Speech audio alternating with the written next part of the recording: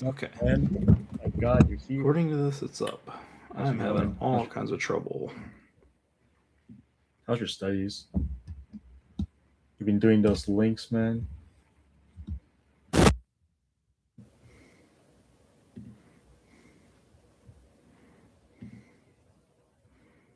Okay.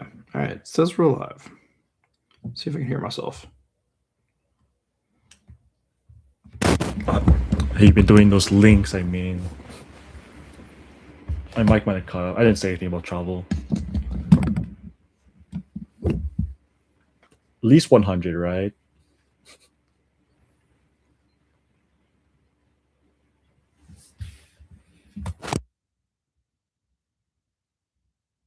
Okay. I can. All right. Everything seems good. I don't know if anybody's going to come in here. Probably not. It's kind of a weird time. Easy. All right, man. I can't expose you, right? Like I know what you're doing. It's ironic. There's like two people in this who follow, or actually on the leaderboard. I thought, oh, you guys are pretty hardcore. You guys are in the top 10, I believe, for links. I mean, like you're here. You're number 3, and then the other guy is number 4. I don't know who these two are, but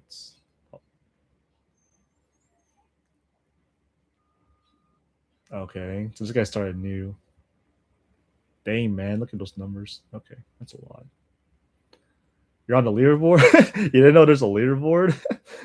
If you go to community and then you check on the link, you go to communities on link, and then you'll see the rankings on the right side, and you'll notice that everything is on the right here. You can check. Usually, the first thing you're gonna see is the known words, and then but there's a section for links. You can actually see if you want. You can check them all time. They actually updated this part. You can actually see all the data for a single person. Like I'm here, but I'm also here as well. Pretty sure some of these guys don't even really study. This is a guy named Dennis. This guy's like super hardcore though. He's actually one of the people I chased after. He has like 1,000 hours of speaking. Like this guy's definitely living in China. Is that only of the people in your group or something? No, technically that's the entire Link community. Pretty much everyone that uses Link are here. So pretty cool when you think about it. It's every single member that exists. So that's why it's pretty motivating, because if you're checking once a day where you're at, if your goal is to be number 1, that's a good goal. Oh, yeah, you had no idea there's a leaderboard.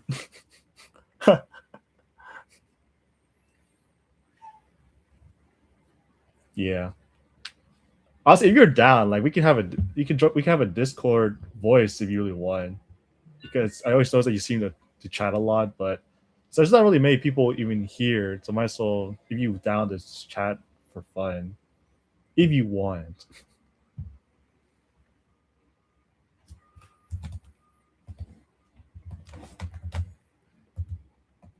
I gotta feel what if everyone's just in here and they're from the chat, why not just have? Yeah, you're well. This is for the 7 days, because you can choose within a range of 7 days to a year, month, weekly, monthly, all that. It depends what you want to check. If you really want, but sure.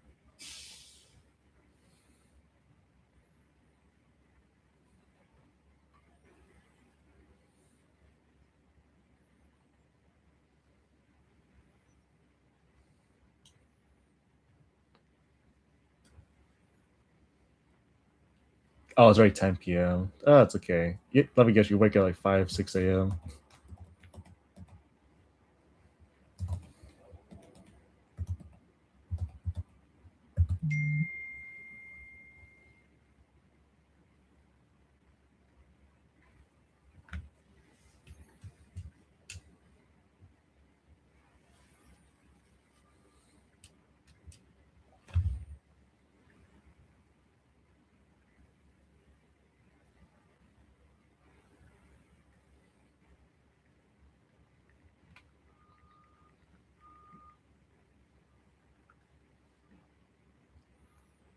7. I actually start to stream at 7 a.m. You're pretty much in the same exact boat. I try to do like 6:45 just so I can stream.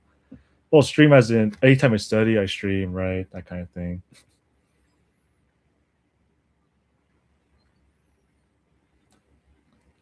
If you want to chat, you just join the voice chat. I'll just join you casually. But if you ever want to chat, just say we should have a voice chat. It's like, okay, because I don't think if there's not many people. I think it'd be fun to have a group chat casually. Because I see like you guys have questions, but I think if you guys were if you're in voice, it'd be easier to ask your questions instead of just typing and being in the chat all the time.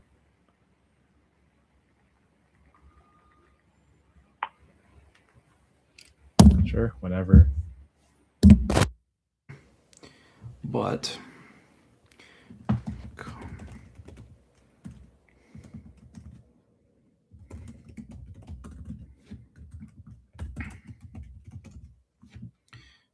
and boom. All right.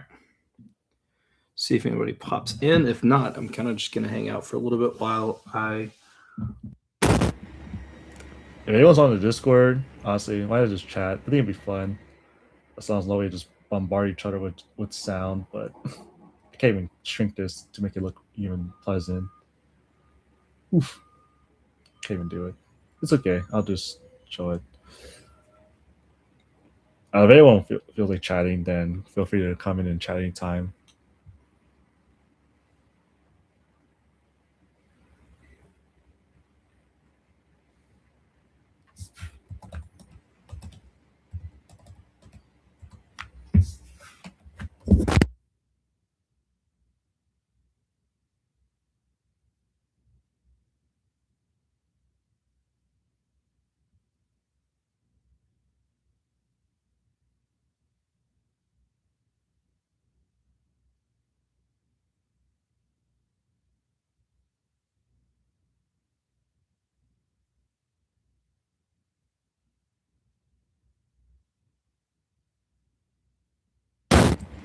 Hey, Kaminska, how you doing? If you actually just know that I might just have like a voice chat, like if you guys actually just want to talk in here, no problem. If not, you can always listen. But it's just an option because I thought it'd be fun to talk to people because there's not really many of us here, so might as well just chat, right? If you guys want. Like I know you guys are to sleep probably because it's 10:13 there.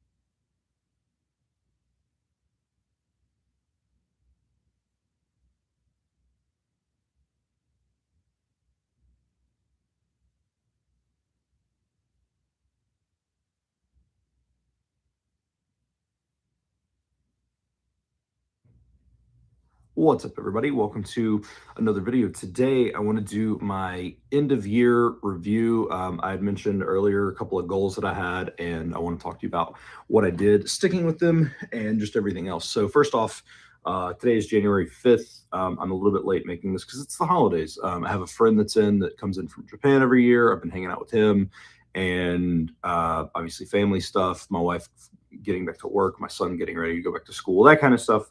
So I just kind of hung out. Since I made that video, and I think I made one update video, I did hit my goals in terms of characters and reading. And I'll talk about that. Obviously, speaking, I spoke almost every day for about 10 minutes via the Teacher AI app. And I'm actually going to get a little bit deeper into that this year, but I'll save that for like what my goals for this year are, my attainable goals, not my I'm going to do an hour a day goals, but just like the things that I want to achieve. But let's talk about the other goals first. So I set a goal to be at 1,150 characters by the end of the year. I hit 1,180, and actually I hit 1,180 pretty early. Like I got through the 100 characters I wanted to learn pretty fast, and it was incredible, and it helps me read a ton. But then once I got there, I kind of backed off of that and I just started reading. I really got into reading. I finished at 250,076 words. So I barely got over that threshold.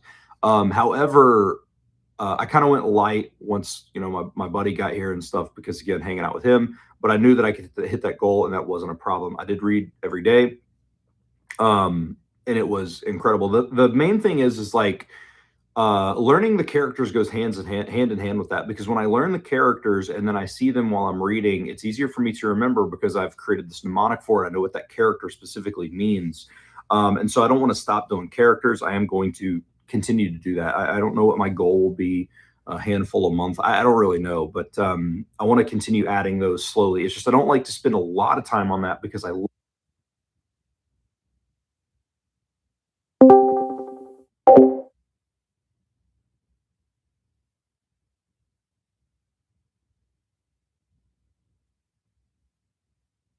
love reading and I love speaking with the teacher AI thing. Like I love that. I love, and I'm going to start doing classes and stuff with italki. But um, the main thing that I noticed is I read a lot. I read like I don't remember what I was at. Was that?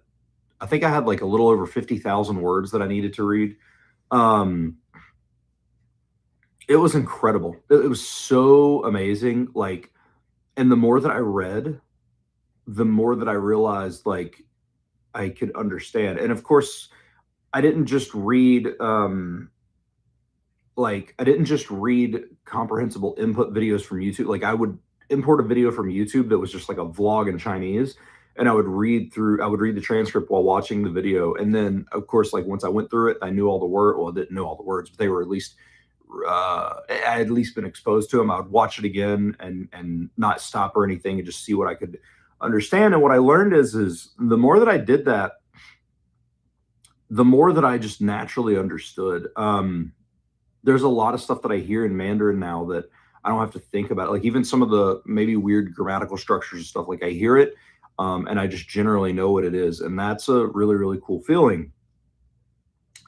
I think that reading is something that I'm really again back into, and I have I've already read. Of course, it's the morning of the 5th, so I'll do my reading today. But I'm already over 8,000 words read for this year. Some over 2,000 words a day as of right now, and I'm going to continue to do that. Just while I enjoy it, I love doing this, and I love watching the videos and reading through the transcripts. Like it's so fun. And then I listen. I use Do Chinese to read as well, which are more story based, or it's stories. But one thing that I've started doing is I actually started reading. I take a little bit of time to read at least like a story on Do Chinese, and it's a story that I've already read before with like listening to it and reading it. But one thing that I started doing is I started reading without any audio at all, and this has become really crucial. I wish I would have been doing this a lot more before, but like this has become so crucial because I can read, and first off, it lets me know that I know that character, what it means and stuff like that. But then also kind of like slowing it down a little bit and reading it at the level that I can read allows me to actually absorb more of it, and understand and see this. Like there's words that I've been struggling with vocabulary wise, and then reading it that way, but reading it slow and making my brain recall what that word is actually has really helped click those words into place. And that has been absolutely phenomenal. So that is a practice that I want to continue to use every day, is just read a story, right? Just go through like one of the series that I'm reading on there and just read through a story, which is usually 8 or 9 pages, not like a book page. It'll take you like 5 minutes. It's not very long. And just go through and read some stuff, and be able to get my brain into a pattern to where I can recognize those. And because it's almost like a form of recall. Like even though it's not, because you're seeing the characters, but you're still recalling the pinyin, the pronunciation and stuff like that. Like it's not like a word written out for you. Like it kind of is, but it's not. So that's been incredibly helpful, and I want to keep doing that. But the 250,000 words being at is I'm very, very happy with. Hey Neo, how's it going? I decided like if anyone just wants to like come in the voice chat and talk, then just feel free to join and just chat anytime. But it's just an option. And I just really, really got into it. I loved reading, and that also allowed me time to do what I want to do. I read 4 books in the month of December. I'd kind of fallen out of reading a little bit. I was only at 7 books read by the time we hit December, and I finished with 11 because I really like reading. I just kind of got out of it for a little bit. Been playing some games. Like I played through and beat Kingdom Hearts. I've been playing through Claire Obscure. I've been like, so it's given me time to do that. And this is also spending like a good hour or over on Mandarin, but also being able to do what I want. So, and then the other thing is I've also, just a side note, I've lost 33 pounds since the start of November. I had some issues with like I have a really bad hip. My hip is encased in arthritis, and so I actually started doing more of a meat-based, like carnivore style diet, actually at the recommendation of my doctor, to get the inflammation and the joint pain and stuff like that out of my body. And it's helped me feel better, but then it's also helped me lose 33 pounds, which is really, really dope. So it's been a very, very busy last couple of months to the year. And none of that stuff is changing. I'm going to continue eating better and losing weight, which has helped my mental capacity to be able to study and absorb things more and be happier. It all works together. Like you just have to be better. Even something like I Had my Japanese exam today. It went well, but made me want to learn more. So I've been studying since I got home. Is it for like the J5 and all that, or oh, for college exams? I mean, okay, yeah, it's good to practice. And we both can study together, so it's nice to have someone to study with. It's awesome.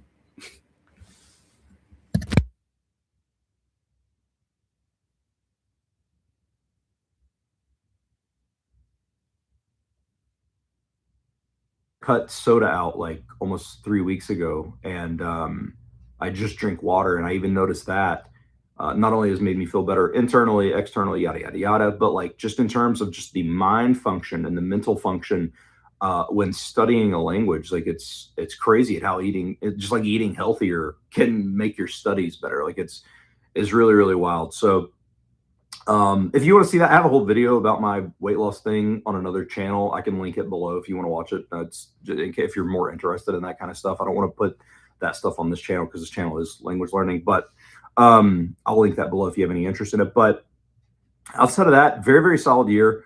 I'm very happy with where I'm at in Mandarin. I had a couple of lulls, but I mean, that's just part of the journey.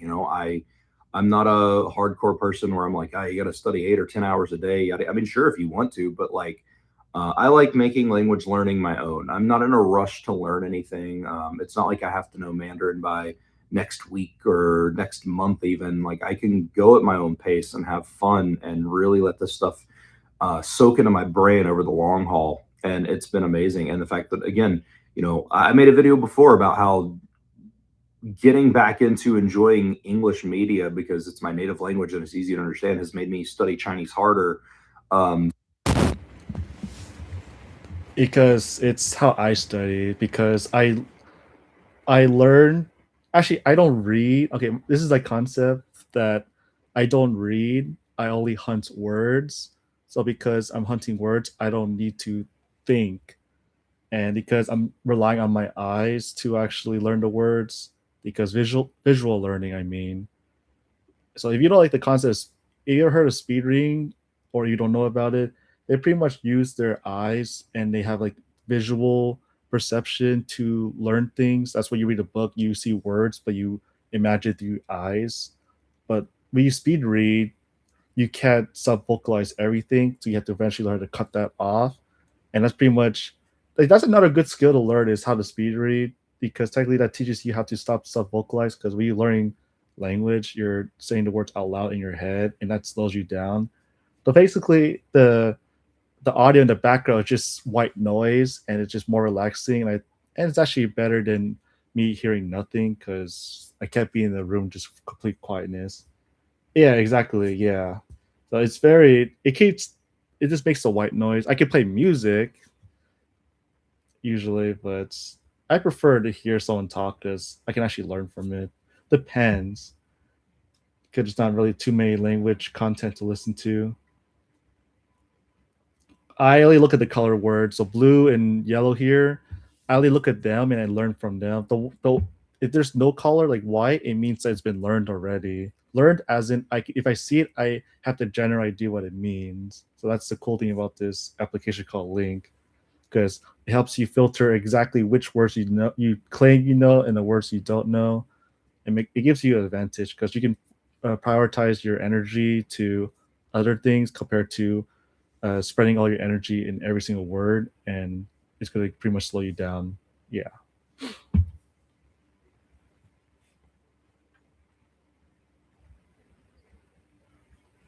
I can always just play white music. Let's see, copy free music.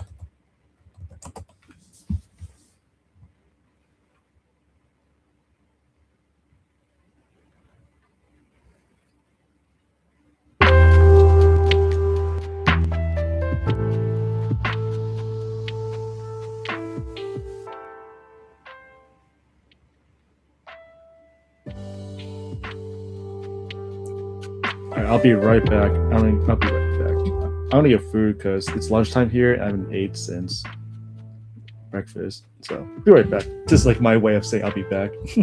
Just get a random image.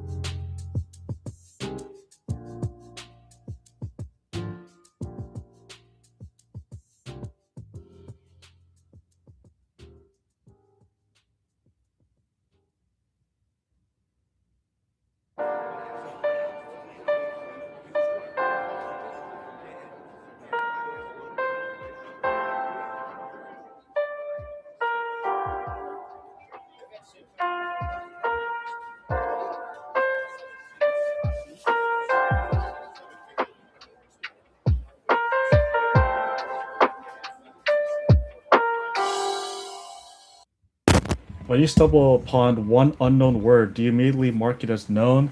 If so, next time will it just be considered known? How do you make sure to know you'll remember again?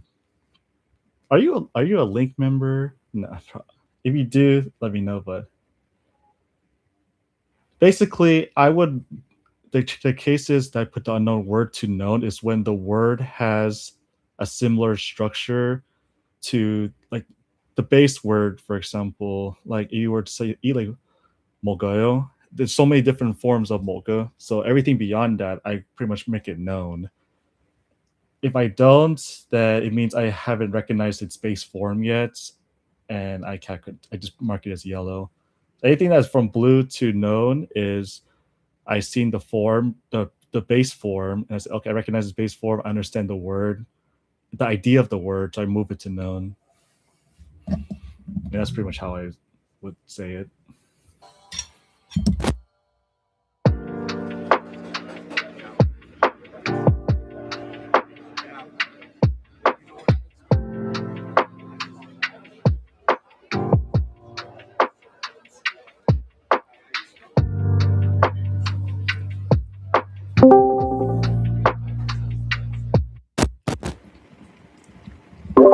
Holy moly, is that the man? Hey, dude. Oh my god, my first Discord member in here. You can see Can you hear me me. all right? What's up? Can you hear me all right, or am I clear? I hear you really clear. Yeah, but hey, man, how you doing, Mister Linker? Yeah, I'm all right. I'm just about to go to bed almost. Yeah. You're just you're the software engineer. Yeah, your brain's on fire right now. Yeah, dude. I'm so tired, actually. Because to be fair, like you don't do it 8 hours straight, right? Of course, you take breaks. Because I'm not sure how you Europeans do it. How you guys take breaks? Yeah, yeah. Like like at around noon, we take quite a big break. How But long? yeah. Like half an hour to an hour usually. Not too bad. But I was pretty busy with traveling also for work today, and did a bunch of Link. So my brain is kind of burned out today. Yeah. Oh, you travel as a software engineer? How does that work? Yeah. Sometimes I need to go to an office that's about like 2 hours away from home. That's far. So yeah, it's pretty far. It's pretty far. I should just go ahead and quit my job so I can spend all that time like learning languages like you do. Oh man, but like the cost of living in Europe is super high, right? I don't know how you guys do it. Well, I mean, don't you live in California? Yeah, but I'm like Asian, so I'm using the stereotype now. They want their kids to be at home, but like like the Caucasians, their parents tell them get out at 18 years old. So I got very lucky in this case. Or else I'll probably be working at McDonald's or some kind of fast food chain right now without if I can't find a job right away. Fair, fair. Yeah, it's pretty expensive in here. Yeah, that's true. Are you living by yourself or? Actually, I live with my girlfriend. Oh, that's a lot easier to split the bill. That's true. Yeah, that's also why I need to go to bed in a bit because She needs you to be in bed. it'd be hard to explain like why you're not going to bed. Yeah, well, spending all my time, chatting to my favorite language learning YouTuber. In which country does Len live in? I guess this is a chat, by the way. Netherlands. Oh, you guys have like the most perfect work balance, definitely. Maybe I'm not sure what other countries are like actually. So might be true. I heard that like Italy, they have like 2 hour lunch breaks and such. Oh, he's a neighbor then. Oh, wait, neighbors, because she's Belgium. So is Belgium near? Wait, I don't know the European map as I should. Yeah, that's Belgium is right underneath. Yeah. My gosh, you ever been to Belgium? Yeah, all the time. Belgium, right? Yeah, you guys have all the countries so close to each other. It's like a vacation. Yeah. Yeah, it's probably pretty crazy to an American, but it's like an hour's drive and you're in a whole other country. Must be nice because like for the United States, right? We have 50 states, and like that's equivalent of you guys' countries, right? We have different states, but it could be like an hour, Pretty much. like 5 hours, all of that. But you guys have a whole different culture. That's the thing. Like the only thing we have here is fried chicken. That's the difference. Like seriously, that's Yeah, well, Mhm. at least in the States, I can imagine you have a lot of like, yeah, you probably have a way stronger national identity. So if I go to like Poland or whatever, then it's just a whole other country. I don't necessarily identify with, you know. Whereas if you go like Texas, it's still the same country, right? Oh yeah, the only difference is that they have guns, but here we're not allowed to have guns.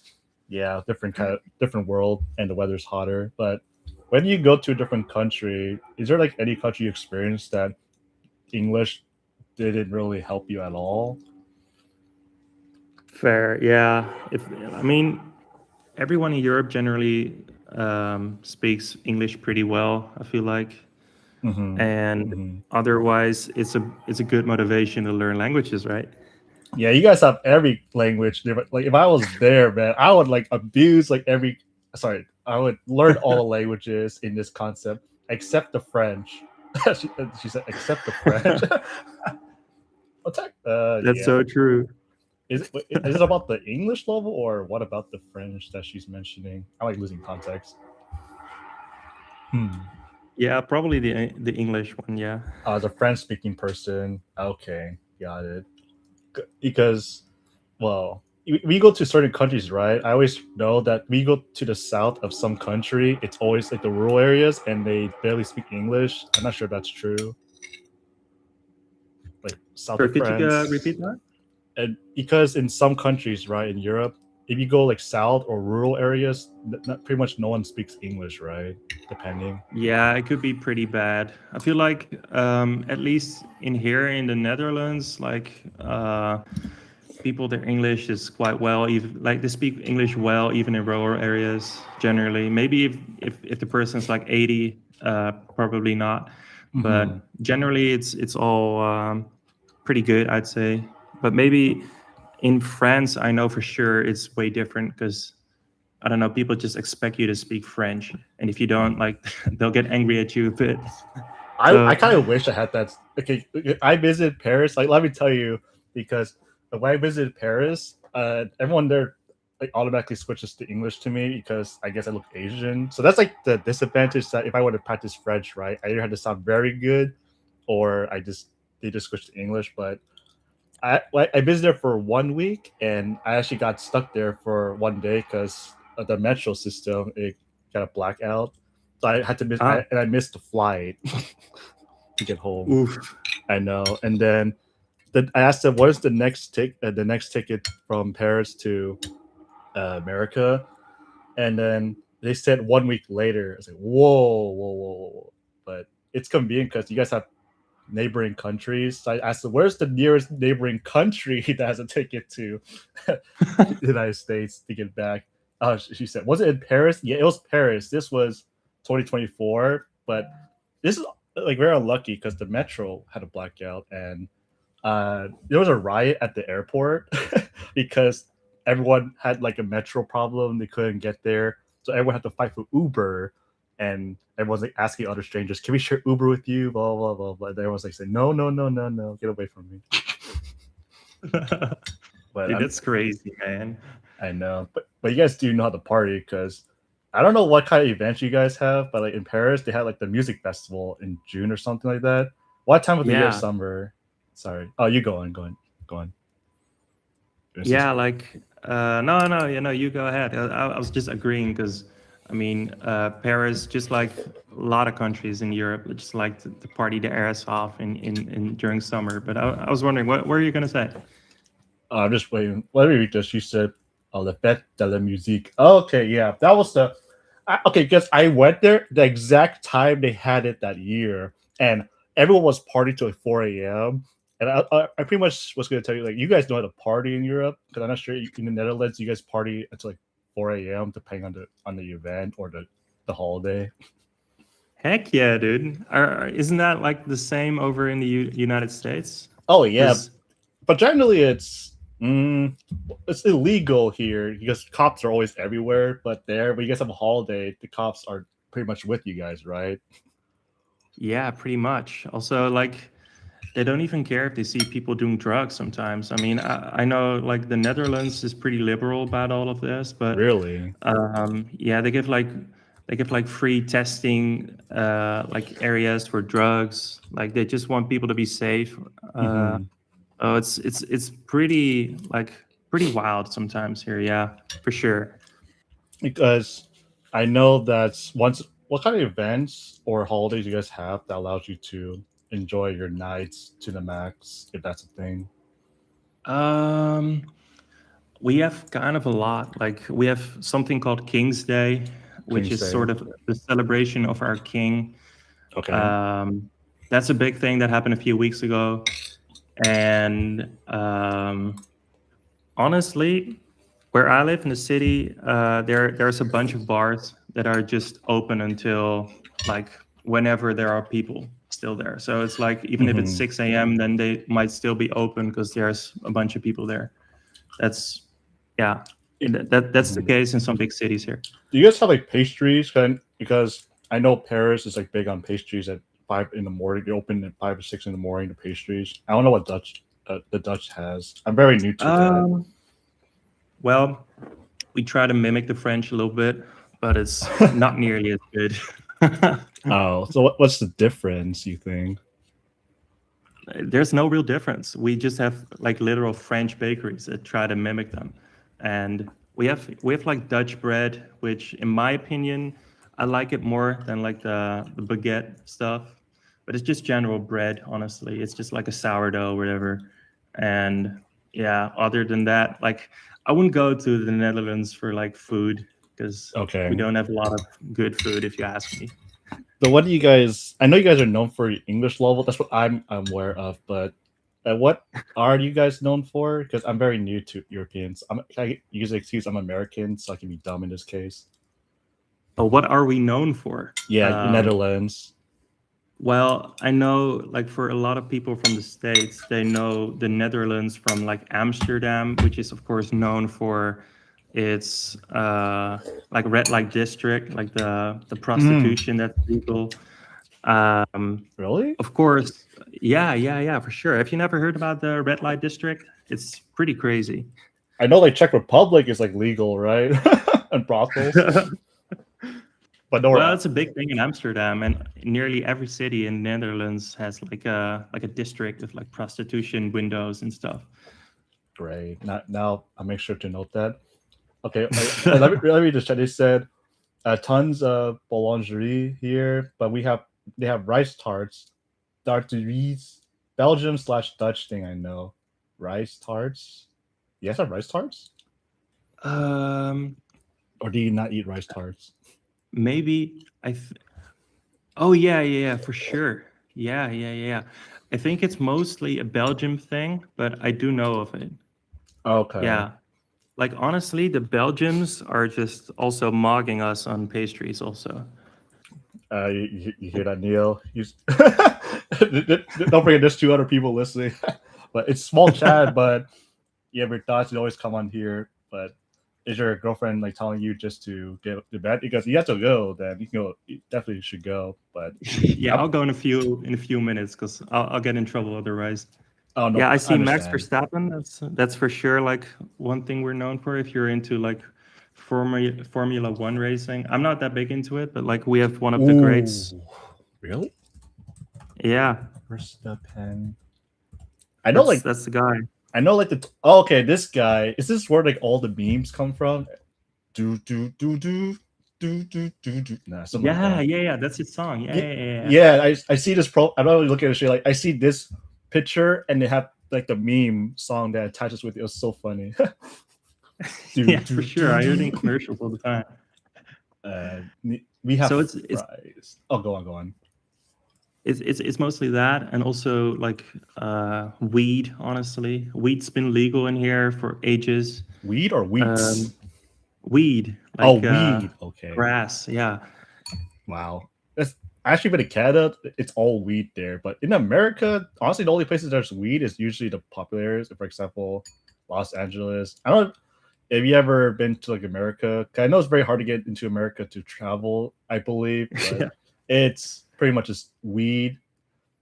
Oh, there's another person. Fahad Mahad. Okay, but I see someone asking. He's Belgium, right? Yeah, that's actually true. I learned about that today. Actually, that's such a coincidence. But he's from like northern Belgium, but he's also supposedly Dutch. So he's that's half. interesting. I think so. Yeah. Ethnicity. Yeah, he's Dutch Belgium. Yeah, you guys have way too much culture for an average American, but for me, it's awesome because I want to come back and visit, but you guys are expensive. You know, it's Yeah. it's pretty funny if you look at the border between the Netherlands and Belgium. There's such an interesting border down there because there's a bunch of these villages that are just like it's a Belgium village inside of the Netherlands, and there inside of that village is also a Dutch part. Holy crap! I can. I'm not sure which exact picture I should be looking at. Let me see. I really know, like for example, like the Catalan, they pretty much have in between Barcelona and whatever it's above there. I'll send you on Discord. Oh sure, private message or okay. Yeah, I sent you a private message. Yeah, Okay, I got it. Wow. Okay, there's a. Is this like a little? What should I be looking at? Even just where these plus-looking street walks are? yeah, yeah, sort of. Yeah, now here you see in that first picture, for example, you see that this is basically just one village, and it has a bunch of like Dutch and Belgian parts throughout, and some houses are divided. Like inside of the house, there's a border. It's pretty crazy. Wow. Okay, so It's just a little interesting thing I could share. So you guys have territory. Wait, you guys have territory within Belgium, and Belgium's territory with the Netherlands. Is that how it works? Yeah, it's a bit fuzzy. Holy crap! It's pretty much like renting each other's land. Okay. Yeah, right. You actually been to these places? Actually, I might visit in like 2 months. So that'd be funny. By train, or you guys usually use train, right? Yeah, in this case, I'll use a car, but yeah, we have a lot of trains. Wow, you guys have everything though. But which is the next country that you want to visit? Honestly, I'll be big on visiting China. I knew you were gonna say that. Oh, you're gonna flex your Mandarin like the typical white guy speaking Mandarin recorded. Now you're famous. Hell no, dude. My Mandarin is way too bad for that. You technically just started, right? Or you've been at for a while? I've been at it for like a year, but not really seriously, like doing the least I could every day. So yeah, even though it's been like a year, it's not been a proper year, if you can understand that. So it's every other day studying, that kind of thing, inconsistent days. Yeah, inconsistent days. But lately I've been doing your method, and it's been way better. Are you serious? And actually, I never heard anyone say that. Yeah, actually, yeah. Because I have like a structured plan now that I can just follow every day. I can see the progress. It's like numbers going up, super motivating. And yeah, I'm super excited to get to that 10K as soon as possible, so I can just like spam listening like you do. And God, okay. You're actually the first ever person, because getting that compliment from a European is actually insane. Like if an American tells me that, is it okay? That's actually very awesome because we're mostly monolingual. But if a European compliments an American, dang man, okay. But I appreciate it though. Hell yeah, man! Hell yeah, man. So it's like listen, I need to sign off. I think. Of course, yeah. But it's been great chatting with you, man. I'll get you soon. I'm always here. Yeah, we can chat again in the near future for sure. Okay. Well, all right, man. Have a good night. Have a good night, man. See ya. See you. Oh, that's nice of him. Nice guy, huh? Oh, I forgot to ask where he lives in the Netherlands. Okay, that would have been a good question. It's okay. Maybe I'll just message him real quick and ask him. What part of the Netherlands do you reside in? Actually, pretty curious too. There's a lot of things I can learn. Now he's typing.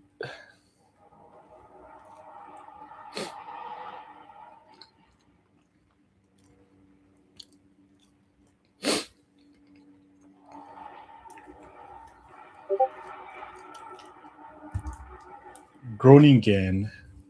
I'm not sure you know what that is, Neil, because I definitely don't. Groningen, city of the north. Yeah. Seriously? Wait. Houses on the lake. It's north. Oh, so he's like super north. Okay. Because actually, the more north you go, doesn't it mean that it's a lot colder and probably it's freezing like ice? Not that like Denmark or Sweden though, but okay, more traditional looking. What part of Belgium do you stay at, Neo? Yes, I guess.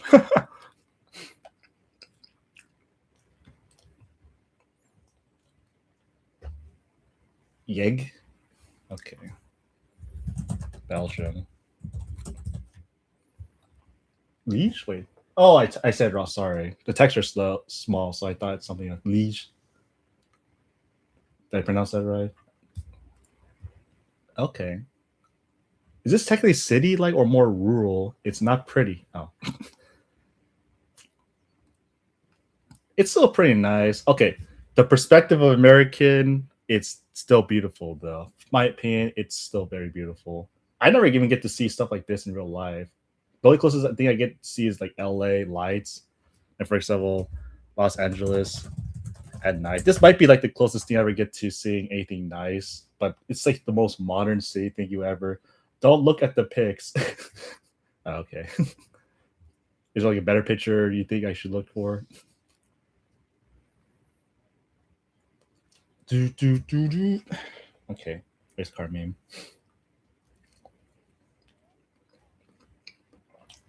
No, there is not. Okay. So Norway. Oh yeah, you guys are right below them. Wow. It's a beautiful city in spirit.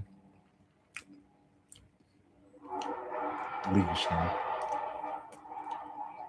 Is that's more towards France, right? Because I can't get why you guys speak French / Dutch, usually because you guys are literally between the two countries where they're mostly spoken. It's like the south of Belgium, somewhere like down here, or am I super off somewhere? I'll be right back again. Gotta throw some food away.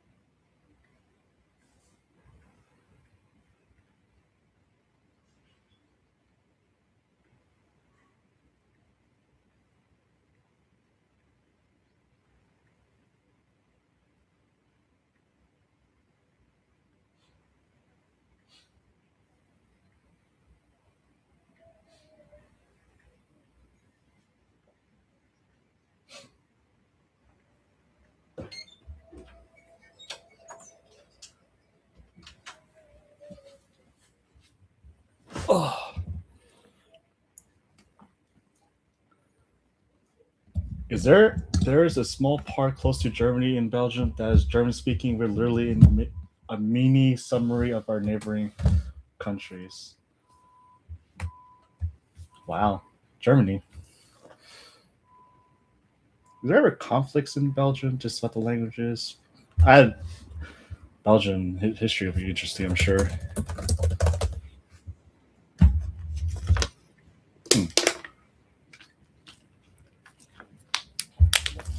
French Revolutionary War led to Belgium becoming part of France in 1795. Wow. Okay. Belgian Union with the Netherlands ended with the 1830 Revolution.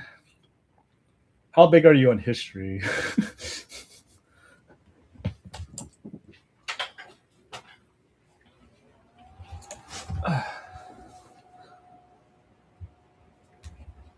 I might actually look it up. Like, what led to Belgium exist? Why does Belgium exist?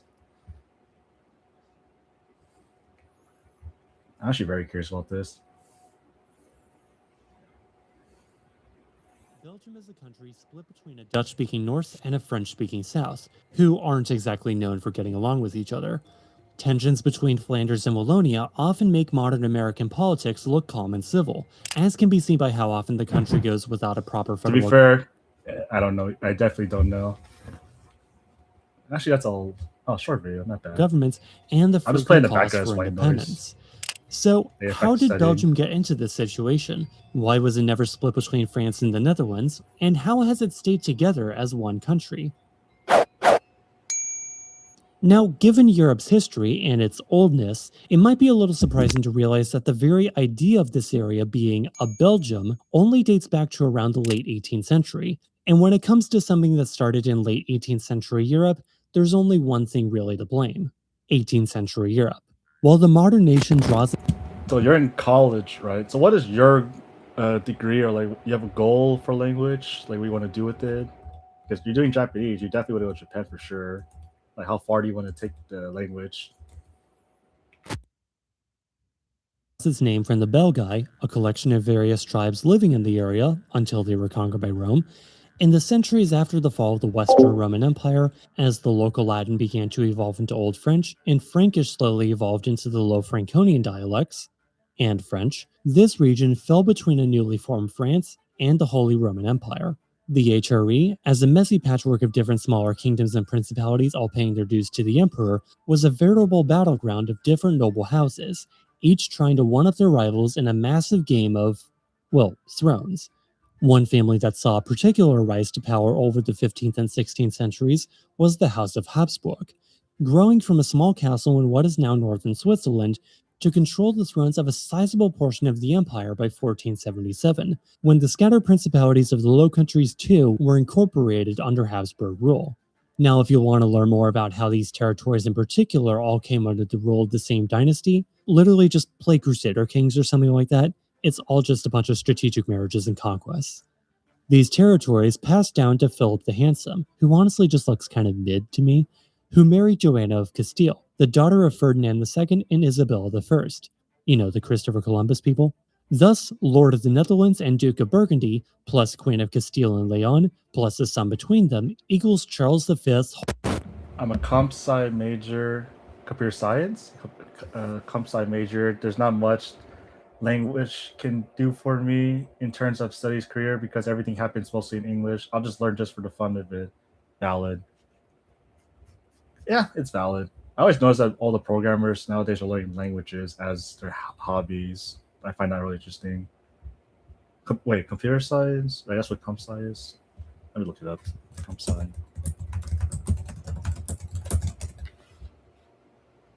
Okay, slang for computer science. Got it. No wonder. Holy Roman Emperor inheriting all these territories at once, resulting in the Low Countries falling under the Spanish crown. It's important to note, though, that the Netherlands were never part of Spain itself, but ruled by the Spanish monarch in a personal. Do you plan on visiting Japan anytime soon? Or are you just planning to visit like in the near future when your language is a lot better? Union. It's a very subtle difference, but still a difference all the same. The Dutch Republic would declare their independence in the late 16th century, sparking the 80 Years' War, a massive slog which eventually ended with the Peace of Münster, which saw the Dutch Republic officially recognized as an independent nation. Spain, however, held on to the southern part of the semi-formally Spanish Netherlands, around the areas we now call Belgium and Luxembourg, and it's here I think you can begin to see how we ended up with the half-Dutch, half-French mishmash that is modern Belgium. Barely 5 decades after that, however, Charles II of Spain died, leaving behind no children of his own. His autopsy Anytime soon? No, I don't think so. No, it's okay. That means you can just get your language level up. I prefer. Yeah, what's up? Everyone go to China. Led wants to go to China. Now we got Neo wants to go to China. Are you learning Mandarin? Because I think you're learning Japanese and Korean. I know the first day you came here, your impression, right? And you changed your name, and you're the one I want to learn Korean. revealing that the Habsburgs were already inbred enough. While Charles II gave the Spanish throne to the Bourbon Philip V in his will, Holy Roman Emperor Leopold I, himself a Habsburg. Wait, so you're not the one learning Korean? So you're the Mandarin learn. Wait, you're the Mandarin learner. You started in high school. Yeah, you told me the Mandarin. Yeah, but you did tell me you learned Korean too, right? So pretty much all three. Oh, okay. You're doing the Trinity Force, all three of the hardest languages. Yeah. Yeah, China.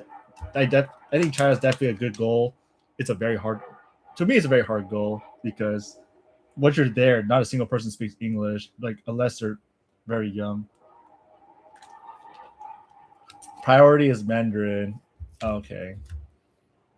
So what do you in the European scale levels? How well do you think your Mandarin is, or if you were to be thrown in the country, how long can you survive for? Like this is a good question. If you're being thrown in the country right now, how long do you think you should survive? Only Mandarin. Claimed the Spanish throne for his son Charles VI, with the prospect of a Bourbon monarch taking over. Basically, like A2. I'm guessing. I don't know. I just say A2 because that's also in that area. Basic. Mandarin is pretty dang hard. So A2. Okay, yeah, there you go. You have any plans to get it to a B1? I have a certification for A2. Nice. Or is it the HSK? Because they do HSKs, right? The Chinese exam HSK 1 to 6, but I don't know if the Europeans. I thought for European languages they do a 1 2, but it doesn't mean anything. all it matters is the actual result, right? Ironically.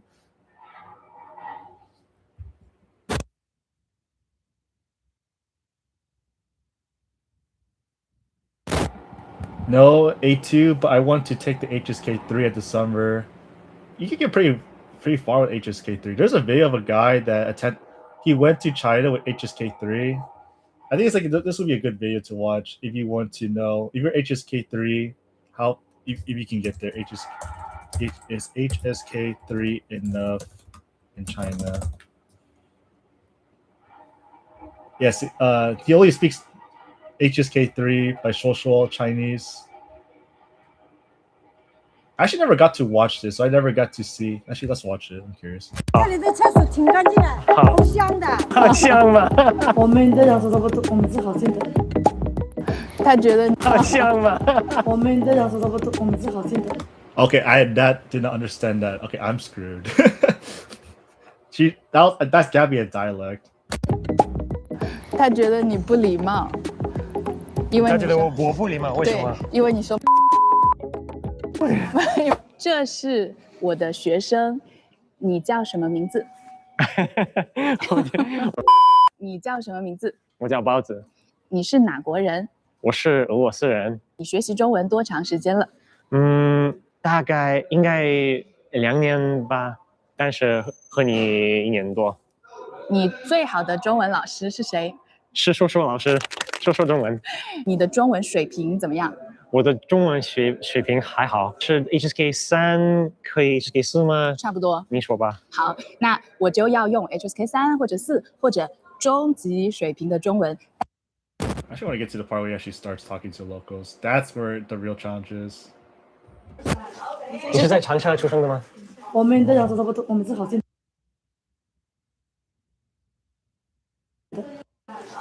你是在长沙出生的吗？我们的扬州差不多，我们是好近的。I didn't. Okay. I'm guessing she said, "What a cons." Wait. It's like journey, something like that. 中国我们的扬州差不多，我们是好近的。哦，我的公司，我的公司很近的。Yeah, I think that's what she said. 你是在长沙出生的吗？我们的扬州差不多，我们是好近的。Holy crap. Okay, that is super rapid. 中国的文化一个特色的东西是，如果你来做客一个本地人，这个本地人应该付。在美国的话，客人应该付。哦，如果是在中国，是你来找我，然后我请你吃饭。Yummy, yummy, yummy, yummy meal time. Yummy, yummy, yummy, yummy meal time. Yummy, yummy, yummy, yummy meal time. Yummy, yummy, yummy, yummy, yummy, yummy. 包菜，包菜，包菜，包菜。 Let's see what else he did. Who else does he talk to?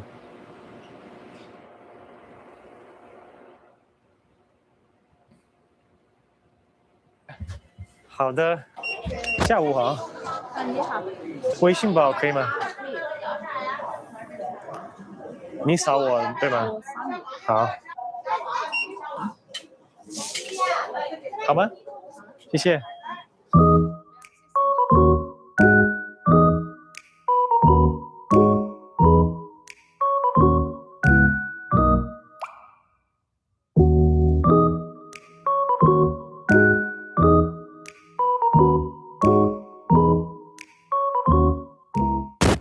I actually wonder if HSK3 is legit because he said he's doing pretty 回去 good. 还要付 But he actually has the teacher on his side just to help him in case he doesn't get through. 毛泽东的头在哪里？毛泽东的头在哪里？不应该是这样说，是主席雕像啊。好，他应该说是主席雕像。主席雕像。往前面直行400米参观啊。好吧，谢谢。他觉得你不礼貌，因为他你说觉得我不礼貌，为什么？因为你说毛泽东的头。为什么不礼貌？他说你不可以说毛泽东的头，因为不礼貌，要说主席雕像 ，the statue of the chairman。disrespect joke。我觉得他们。Sí, sí, sí. Podemos platicar español. Soy de China. Aquí. 很大城市在美国，纽约。Muchas gracias. Enjoy your trip. Bye. 我是纽约人，你是哪国人 China。我知道，对，什么城市的？你是长沙人吗？不是，我是衡阳人。什么？我是衡阳人。衡阳？衡阳。衡阳。This is 长沙 ，This is 衡阳。Oh, very close, right？很近。对 ，It's close。在美国。美国。很大城市在美国。Can I take photos with you? Yeah。这是我的老师，我中文老师。哦，你是中文老师。对呀，Great too。I think my English rice。米饭可以，饺子对，说继续吧。Oh, that's a fun video. But okay, if she is not with him, that's the question. How far can he really get? I'm sure he could get really far. It seems like he get through daily stuff. Except he's asking about where's the guy's head, but that's a whole different debate.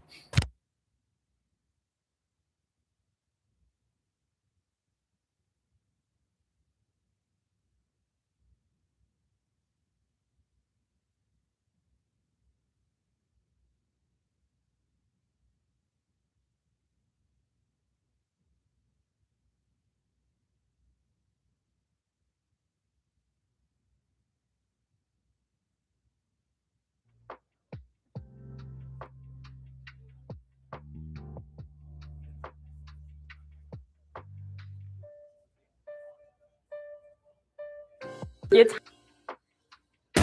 I think once you get a HSK 3, you're at a pretty good spot. As in, you can starting all the harder stuff because you pretty much got used to all the basics, right? You hear all the common talks. Not everything, because there's always slang, but even for the advanced level, it can be very annoying to deal with.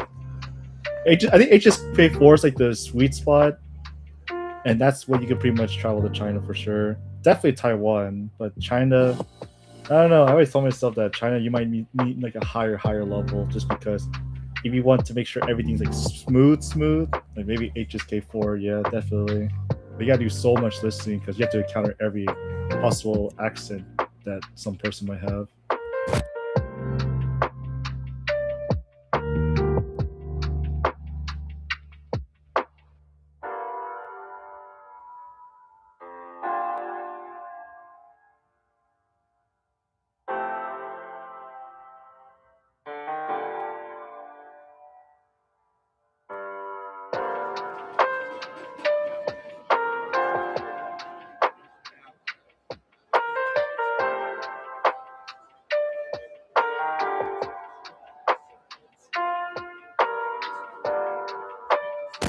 HSK4 next summer. All right. So that means after you go to China, right? That's when that's the real test. You pass, you definitely go to China as a celebration.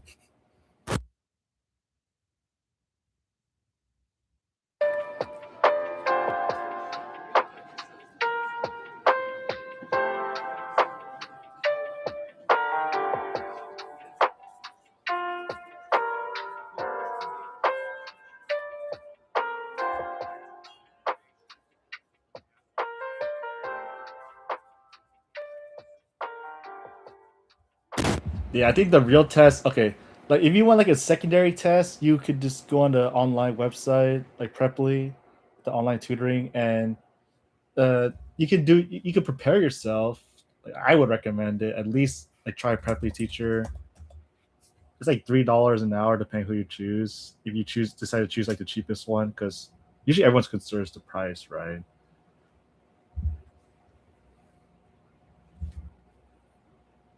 Let's see, Chinese.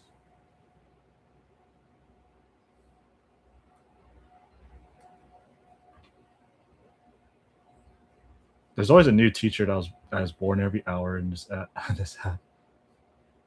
Lowest price. So I guess you can always find the most popular one. Yeah, it's still $3. So it's also about $3 or $2 around there. Yeah, you guys have a stronger currency than we do, I believe. Yes, true, but that could help. I still feel like teachers are used to be that Chinese and might understand you easier than natives. Yeah, they are nicer to you and they tolerate you more. So it's always good to try multiple teachers and look at their face expression. If they don't seem to have a weird look at you, you're doing good. I would need to take classes. Yeah, definitely. Yeah, exactly. So they usually talk slower to you too. But I always just tell them speak naturally or speak faster, or because they're so used to talking to other students at a slower rate. So it's a lot weird for them to all of a sudden just switch to faster, especially your foreigner. Someone speaks Japanese. Interesting. Yeah, there's a lot of them. You can always just try multiple.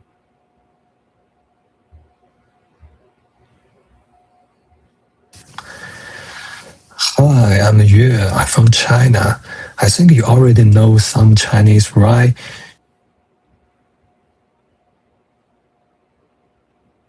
Hi guys, I'm Nina.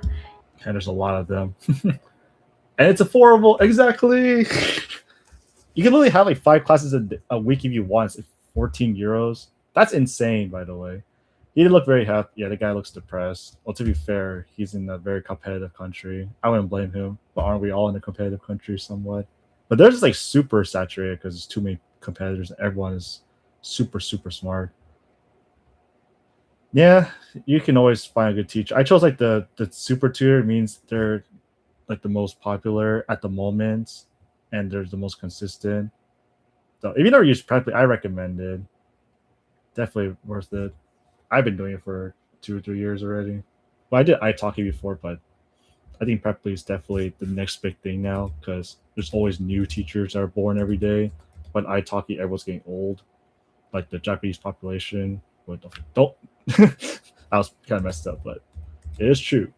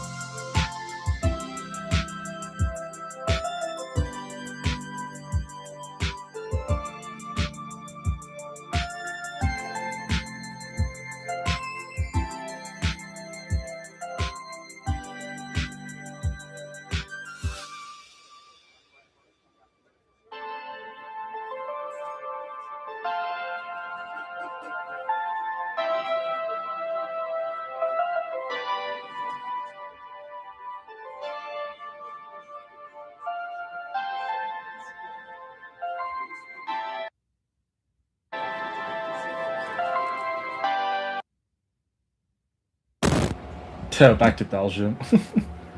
I could. I think it was technically just a mood at the point. That'll be a good one too. That'll be an HSK4 listening test, which is an examination live. Is that a real thing?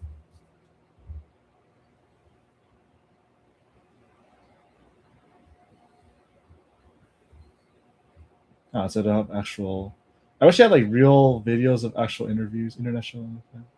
这个自行车是张小姐的。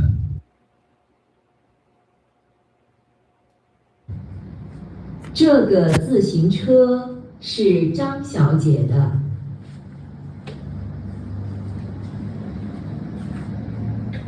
9，已经11点了，我要休息了。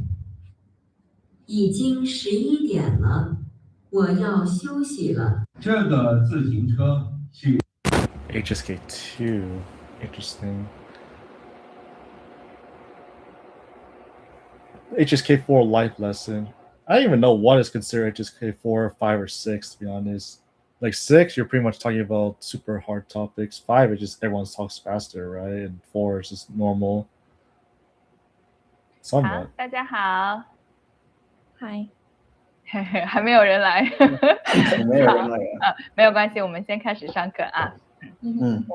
我有合作的什么朋友，经典。小英说：“哎呀，不要有2个了。”好，我们来看一下，我们可以不要这个了。所以他自杀。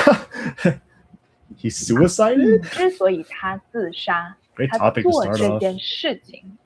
You may not want to emphasize the Because he conclusion lost that hope. he already committed 思考 suicide. 人生，好，没有什 But 么意义。 you may want to emphasize it as well. If you want to emphasize it, feel free to use 了。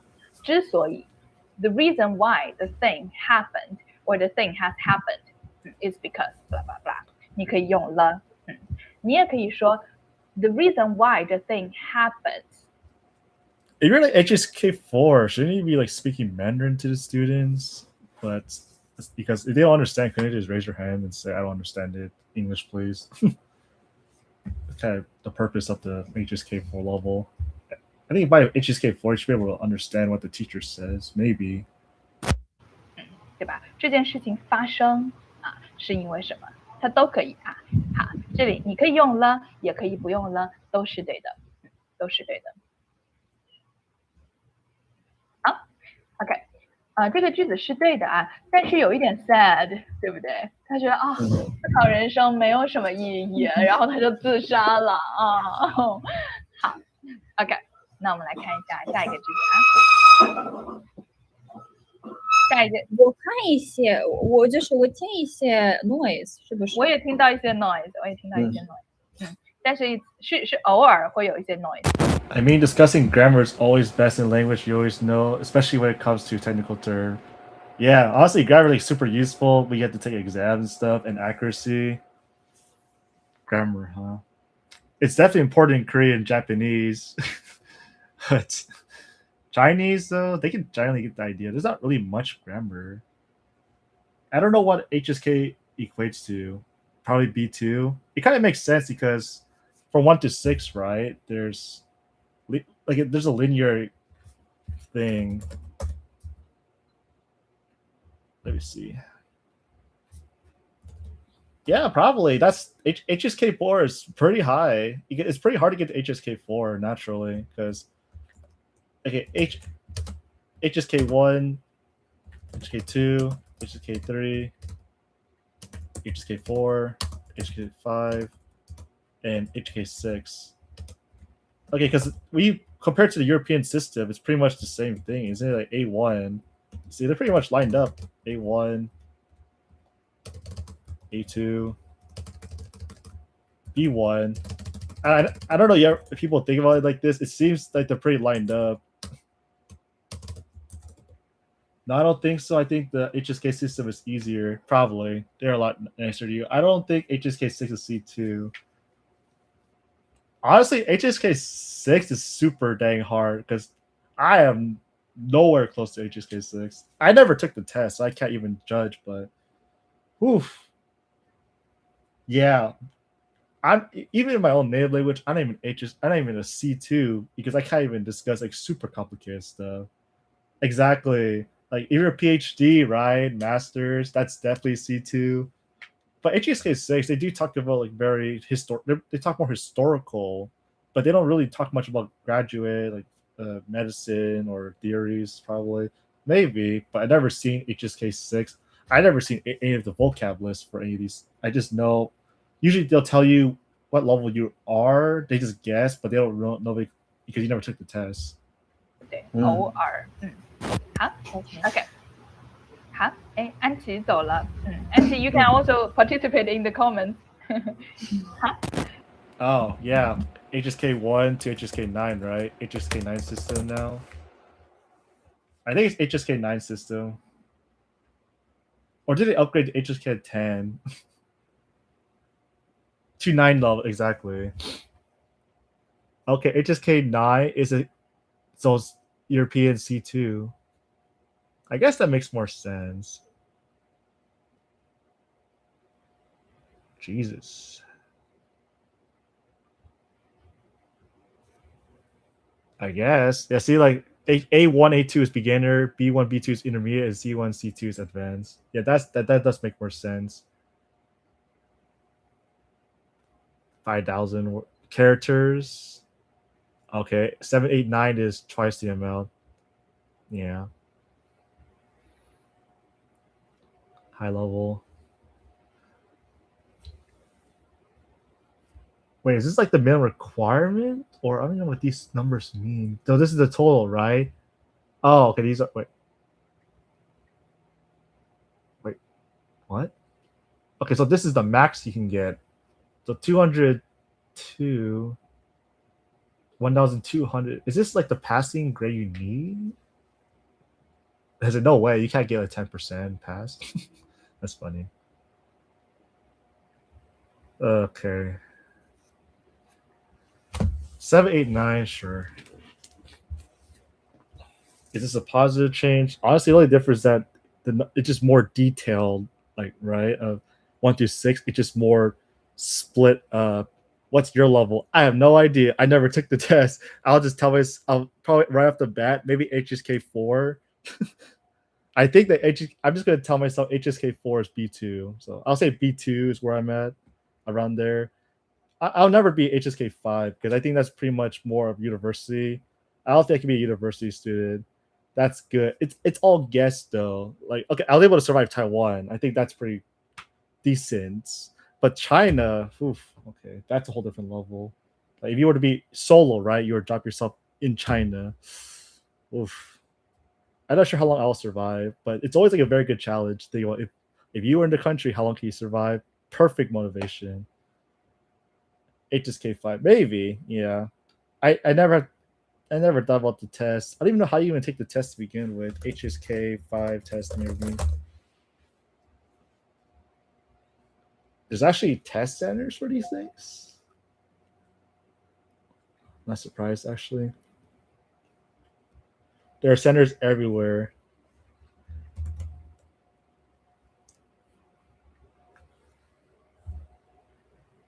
Ni hao Chinese language torrents.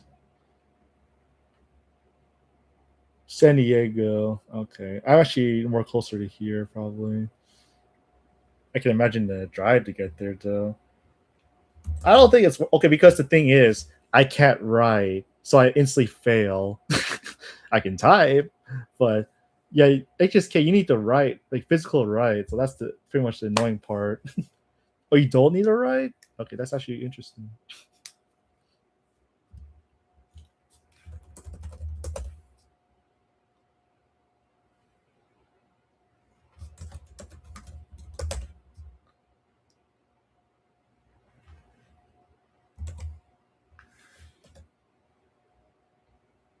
Not on the map. Maybe it wasn't detailed enough. HSK Center, San Diego. You type in ping and you just need to choose the right answer. Oh, you can type the answers? Oh, that's a lot better then. Okay, yeah. If they let you type everything, then maybe. Where is... Heh. There are 2 versions of the test. Okay. Paper... Yeah, computer, definitely. Give me the computer. It would be a fun challenge, wouldn't it? I don't think I have the desire to do it, but it would be a fun challenge. Because I don't really get the point of HSK. Damn, 1 hour and a half. Okay.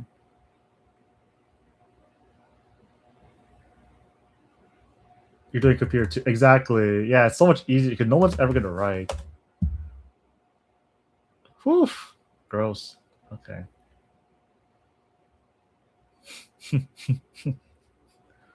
It's okay. That's good to know. All right. I guess the system's a lot different now.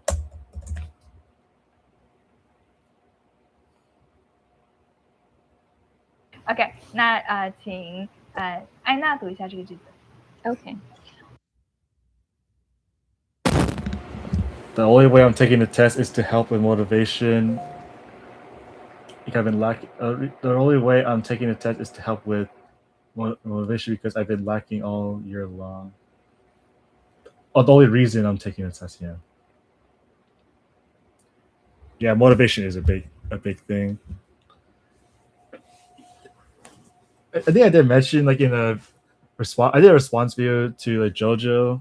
That's motivation. You do motivation technically comes from results. Sadly, like, we need to get there first, and then motivation is temporary until you get the result, and then motivation doesn't exist anymore. It just habits from there. I was in the live. Oh yeah. Oh exactly. Yeah. I think you're the one that says. Sorry. Should I answer this? And then you're the only one that says yes! Exclamation. So I answered it. Yeah.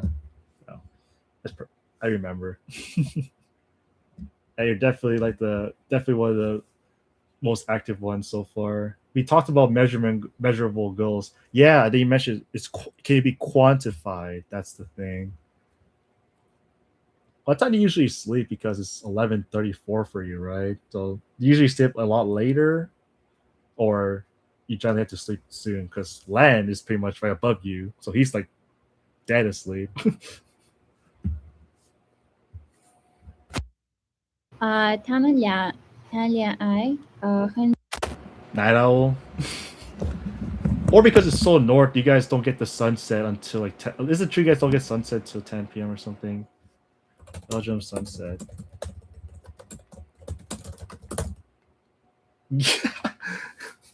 It's so late. Okay, 9:49. Okay.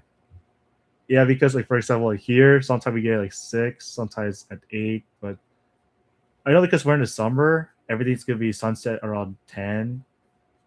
Oh, you don't get much sunset. Really? Is it mostly sun? I'm not sure because the more north you go, it's all light, right? Like one of those videos that says there's one or few countries that have light 24/7. Belgium is pretty much like England in the terms of weather. Cold, snowy. It rains very often. Yeah. It's always gray. No sun, huh? Do you guys have good vegetables? Because the sun, usually the sun is there to grow the crops, right? Or is everything imported? But this is all like huge other cultural thing. A week of sun last week. Oh, that's definitely a time to go out and party then. By party, I mean just go for a walk.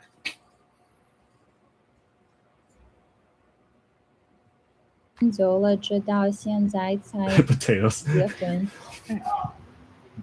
It's valid. Potatoes are pretty good. 好，为什么不对？感觉不感觉怪怪的，感觉有点奇怪。 Must be freezing to go to the beach. It's so cold. 很奇怪。谈恋爱很久了。他们俩很久，是不是？直到可以说直到现在，等一下，很久了，直到现在艾娜真聪明，真的，我的水平很提高了，真的。对，还给我们题是什么呢？下一个问题是 Hot. It's very hot actually. It's all sun because all we have here is 90% sun and 10% rain. Okay, we don't even have rain. So pretty much we're in a drought. But it's not like Latin America when everything is always hot, or Asia when it's always hot. But yeah, we have like balance. So we have all 4 seasons, but since we're reaching summertime, it's pretty much sun all the time. It's only getting hotter from here out. Breathable, yeah. Asia, no. Singapore, definitely, like the idea of going to Singapore, Vietnam, Indonesia. Humid hot is super bad. I wouldn't. I would recommend just visiting, but just prepare to. Here we don't get much sun, but when we do, it's not breathable. Everyone dies at 30 C. 30 C is actually pretty hot. Exactly. Wow. Humid and low and like semi hot is like the worst combination. I always thought that dry hot was a lot better than humid hot. Here it's around like 20, right now it's like 22, 23 C. I use Fahrenheit system, but I learned to adapt to Celsius because everyone seems to talk in Celsius. Oh, that's actually my weather right now too. Let me look.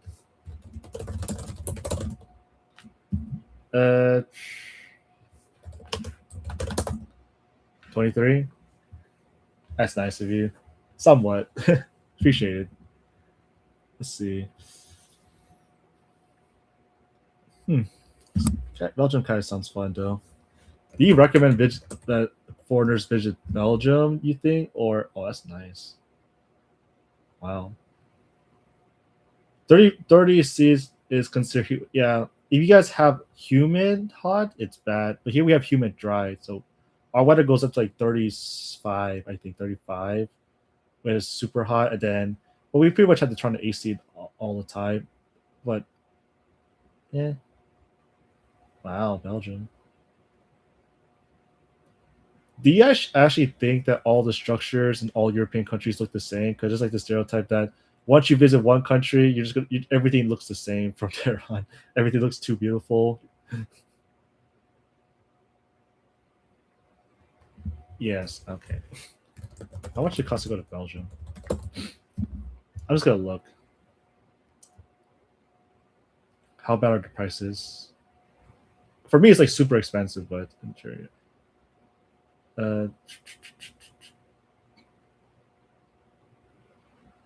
Round trip. Let's say the worst. Is August the worst time? I'll just say that's the worst time. 1 week, sure. When I'm in France and the Netherlands, I feel home. Same with Germany. You actually speak. You only speak French, right? In English, do you speak Dutch or German? It's really hard to tell who's super multilingual there because everyone speaks at least 2 or 3. That's Brussels. What are these airlines? Tap Air Portugal. No Dutch also. No German. Valid. It's fine.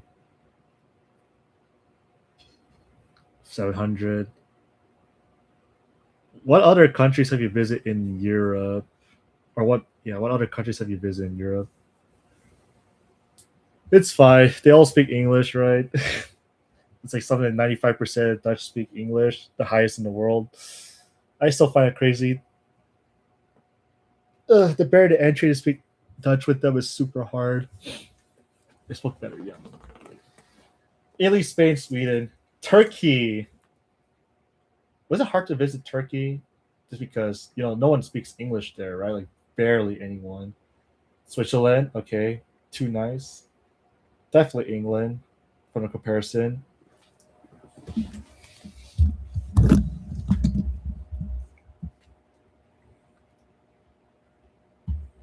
Round trip, Portugal, huh? 5 a.m. flight. Turkey was okay. Turkish ice cream experience, or that everything was. Yeah. We can do a lot with minimal words and pictures. I don't remember struggling. Okay, that's good. I always got this feeling that you have to learn enough of the language so you can just enjoy yourself completely. Almost south of France. Nice.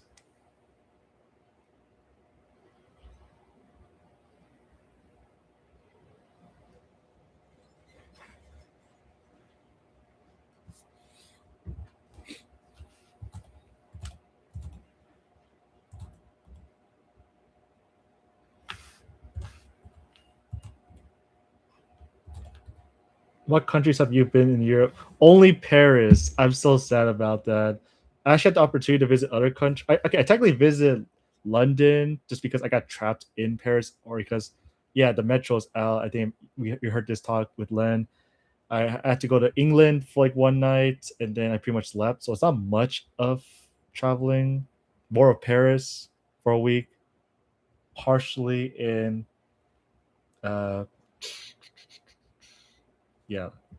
in England. I didn't get to experience much. I can actually show. Let's see if I can log into my account. I'll show my posts about Paris. I've been to just barely, right? I haven't said something right like in survival because I was like, okay, I'm in a different part. I don't know how to get home because I've never been out of the state, sorry, out of America. This is actually my first to Europe. I seen the state Pancras clock tower, so that's cool.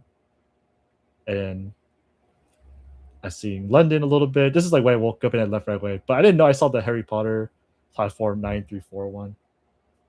I like how you speak in cities when I ask about the country.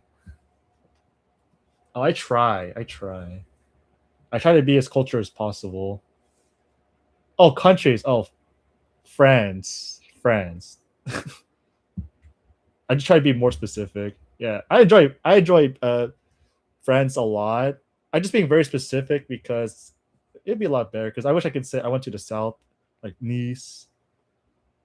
Yeah, Paris. As an American, it's such a chef's kiss. Okay, Starbucks not that big. Yeah, I actually went during the Olympics when they had the Olympics in 2024. Like right beforehand, though. This was such a a good shot right here. I think I had I'm not allowed to play the music. I'll get copyrighted. Villa V, that's definitely one. Saint Chapelle is super.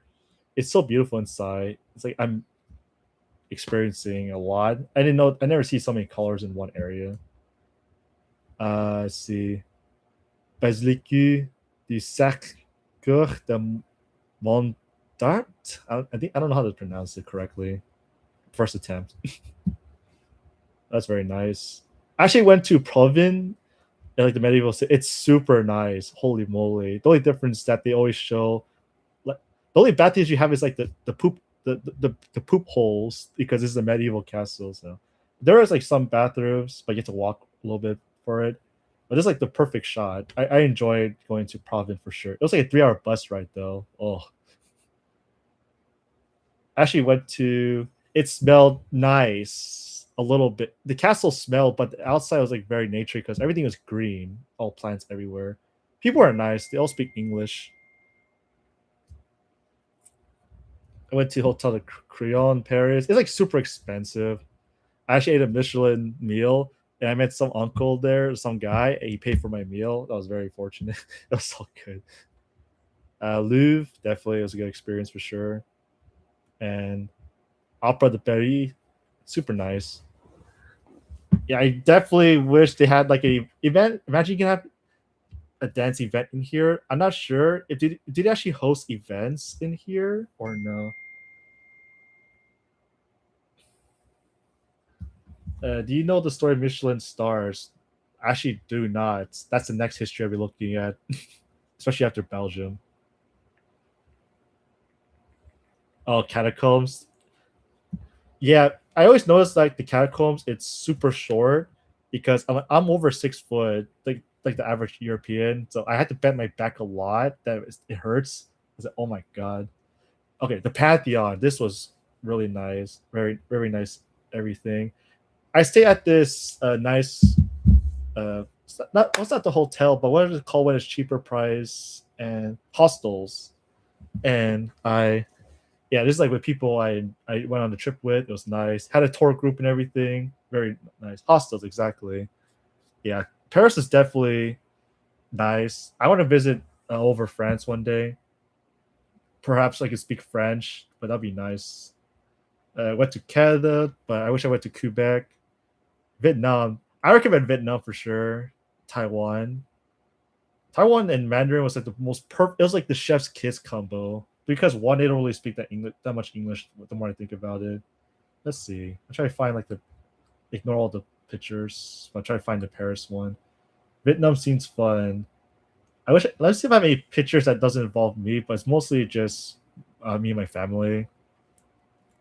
I visited like the Capitol. Sorry, it's like the presidential building. This is his backyard, and then I went to his little. I don't even know what this place is called. It's like a little chef's room. It's a gallery, pretty much. Super nice. Okay, I don't know what these people are doing. Let's see. These are just family. Yeah, this is like their big building, the Landmark 81. This place is huge. I actually went up there to enjoy coffee. Oh man, yeah, I went to like the 81st floor for coffee. It's so nice, but if you're afraid of heights, it's not for you for sure. Yeah, this is the lounge, and then this is pretty much the view. Super nice. Asia's like very nice. So if you ever think in a mood, okay, you learned the three Trinities, right? English, Chinese, Korean, Japanese. You can add Vietnamese into the arsenal. It's very nice to visit Vietnam when you know Vietnamese. It's a whole different world of enlightenment. Like, you go to Taiwan, it's nice, but we go to Vietnam and you speak Vietnamese. Okay, you hit a whole different level of dang. So this is what it's like to travel, the real travel. Yeah, it's tonal, but it has the romance. I don't know that word. The romance script, whatever. Romance. Shoot. The language, the script that we use. So Vietnamese scripts. Sure. Total language scares me. The good news is you can read. You can actually understand it, like read it. The nightmare is for you, I guess, is to pronounce it, right? It's all. Oops, sorry, I'm not getting a good description here. It's all this. So, my opinion, Vietnamese is the easiest of all three, but learning vocab is the pain in the butt. That's about it. Yeah, so we had like Dut. Dut is super legendary to go to. If you go to Dut, like this is when I was 2 years ago, and this is my first ever time visiting because when you go to school, you only have summer off, and Dut happens during January. Exactly, the script makes it easier. Like that's the only easy part. The only hard part is it has 6 tones, so it's equivalent of Cantonese. So if you know Cantonese, Vietnamese will be a lot easier. But if you learn Vietnamese, Cantonese will be easier. This is like the perfect shot. This is like a new city. Highly recommend it. I was like on the ground. I bet that was like, ooh, good sunset. And then there's like this guy on the sky shooting actual fire lava. I don't know what that is, but it was cool to watch for sure. This is a mall. So this is just a giant statue. Then there's a mall next to it. I think that's really cool. Oh yeah, beyond that, I had like a photo shoot. The Vietnam was very nice. I'm not sure how much about Taiwan for sure. Okay, you're K-pop. I went to the LingQ scene in Vancouver, Canada. It looks a lot dirtier in person. Vancouver, 6 is a lot. Yeah, you'll get used to it though. You do have the advantage that the script is in our native language script. What's it called? The romance, real influencer. I try, I guess. I don't take pictures that much anymore, but back then I had like this phase. Oh, I actually went to Vancouver and this random person took a picture of me, my girlfriend, my friend, and then all of a sudden we passed by this person and this person said, "Here, have a free flyer. It's you guys." And I was like, holy crap. So they had a Polaroid camera and a 3D printer. So they took the Polaroid and put the picture on top of the 3D printer, and then they gave us like this looking. We either have a mugshot to go to jail, or it looks like an actual old newspaper style. But either way, it's pretty nice. So I didn't travel much Mexico for like one day because I was on the cruise. So it's not too perfect, but it's still pretty nice. And that's about it. Like Taiwan, they have like these nice looking places. Like this is an average neighborhood, by the way. It has like these giant temples at the background. Every neighborhood has these kind of. This is Taipei, so they have these really nice buildings. Everything tastes so good. So you go to Taiwan, you don't want to leave. It's super nice for sure. Yeah. This is actually in May 2nd. So I went last month, And yeah, this is definitely the flex that okay, learning Mandarin was like the most perfect thing. And we're at like the very big building here, and then these people they look Thai, but they had like a photo shoot here. Pretty cool. Met a celebrity. I don't ever heard of Stephen Hay. He's like an American comedian, so Irish, Chinese. But this is an average temple in Taiwan. Pretty nice. Met some random dude, but Taiwan is very nice. Taipei 101, definitely a big one for sure. And yeah, I was able to meet new friends. I met these two for the first time. Oh yeah, they're very nice. Yeah, pretty much after that I went to Vietnam, and that's history from there. So if you want to get humbled, as in you want to know how to live real life, then you just take pictures of anyone. You're friendly. I try. So I was like, that's why when you first came here, I thought, oh, if I ever visit Europe, we all should get like a coffee or something. It's like it'd be cool. Yeah. It's always nice because technically language is to connect with people. That's what all these languages are for, right? Just to use them and talk with other people. It'd be really fun. So yeah, Vietnamese, I recommend it. How do you learn it? I recommend LingQ. I can say LingQ.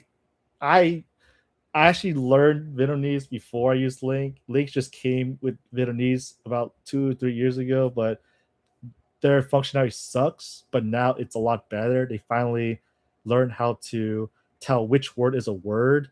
So if you want to learn Vietnamese, I recommend using LingQ and don't use anything. You can also use Language Reactor because it help you split like the words right. But highly recommend Vietnamese. The moment you go to Vietnam, oh man, you pretty much gonna treat like your life that I live really good, but Vietnamese is like oh yeah. The only annoying part of Vietnamese is speaking. That's about it, because even I have trouble saying certain words as well.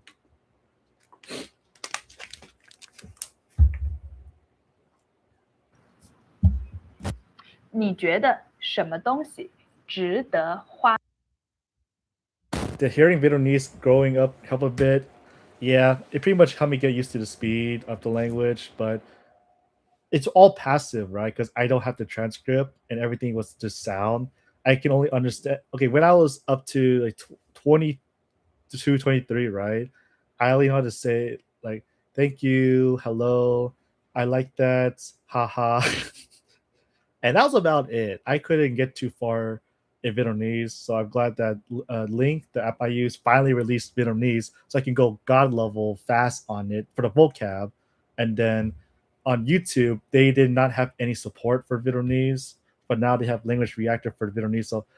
So we live like in the peak era is now, like starting this year. They had all the good stuff just come out now because yeah, they didn't have allowed auto-generated text to be translated through Language Reactor, I believe, but it's better.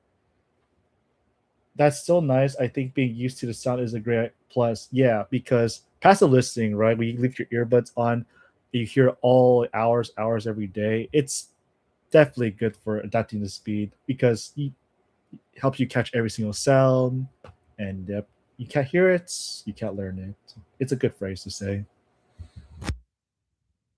花很多钱买。你觉得什么东西值得花很多钱买？ If you ever feel like you don't want to like type, you can always just join me in the video. Sorry, in the sound. We can just chat casually, but if not, maybe some other time when you're more comfortable. You're also learning that. You're also learning Thai. No, too shy. That's okay. It doesn't matter. My girlfriend was actually very shy when she talked to me first. Ironically, she's Canadian and I'm American, so like I have like a very very interesting situation. So that's why I'm learning so many languages. Because her family only speaks Cantonese, so I have to learn Cantonese. But okay, Cantonese of all the languages, Cantonese is still king of hard. Where's Canada? Oh, above United States. So if you know where the United States, it's Canada's right above. So United States map. We're pretty much neighbors. Oh, where I'm dumb. Sorry. Vancouver. I forgot you guys are smart. Don't call me stupid. You're not stupid. So I read that wrong. I read it wrong. I read it as where is Canada because the text is small. So I read the N as an S. But Canada's right up here, but Vancouver, BC. So it's right above me because California is the left side. So BC is like right here. So for a plane ride, it's about 3 hours. And when I get to the airport, I just see her instantly because she lives right next to the airport. It's very convenient. And I get to see her every like 1 or 2 months. I try to visit her. Yeah, depending on the situation. She could visit here, but it's too expensive to come here. But the price conversion from United States to Canadian dollars is a lot better. Does she speak any Quebec French? Pfft. To be honest with you, no Canadian really speaks French. Only in Quebec because they have typical education system, right? Learning grammar and stuff. You don't really learn the language. Honestly, I don't know how you guys do your language system because you guys are definitely doing it right. But for our language system, it's definitely terrible. We prioritize grammar, and that pretty much throws us in the opposite direction. So she only speaks Cantonese and English, but she actually knows enough Mandarin to go to Taiwan. So she assisted me on like one situation that I didn't understand something, and I had to, I paused, but she answered for me. So it was a nice assist. Yeah, we saw that with the CEO of the Canadian plane that crashed. Huge controversy. CEO of the Canadian plane that crashed. Okay. Yeah, you're way more. I actually don't know what you're talking about, but this is where my American knowledge is very bad. He took classes for years, but could only say mercy. Oh, the prime minister. I think I heard about that. It was last month. Prime Minister Canada can't speak French. I forgot what's the dude name? Yeah, Mark Carney. Steve, this guy Steve Kaufman. You don't know Steve Kaufman? He pretty much mentions him. Mark Carney.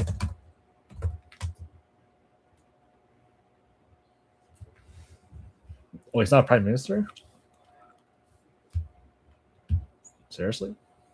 Minister Mark Carney, who is an Anglophone. And in Canada, of course, prime ministers have to be able to speak both official languages, as do most federal politicians in a leadership position. And so I want to look at Mark Carney's French. Qui va avoir le plus grand impact sur les Américains et le moyen d'ici. C'est une guerre commerciale. Et ça fait. Am I frozen? Oh.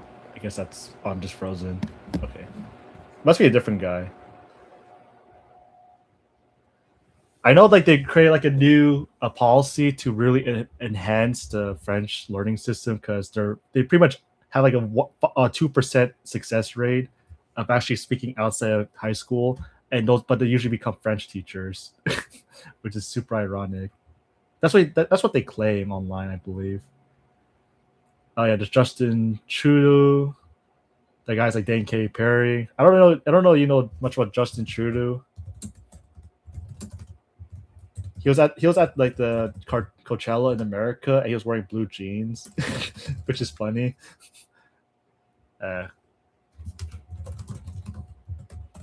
Katy Perry. I don't even know Katy Perry. And he was like casually wearing like blue jeans and such. I was super surprised because I said, "Wow, this guy just." He aged backwards like 10, 15 years.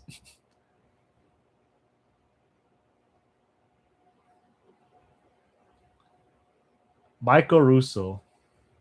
Oh, that dude. Air Canada, see, that's what you're talking about. Okay. Yeah, I was thinking, I didn't think it would be the airline. Okay, Michael Russo. Air Canada, Michael.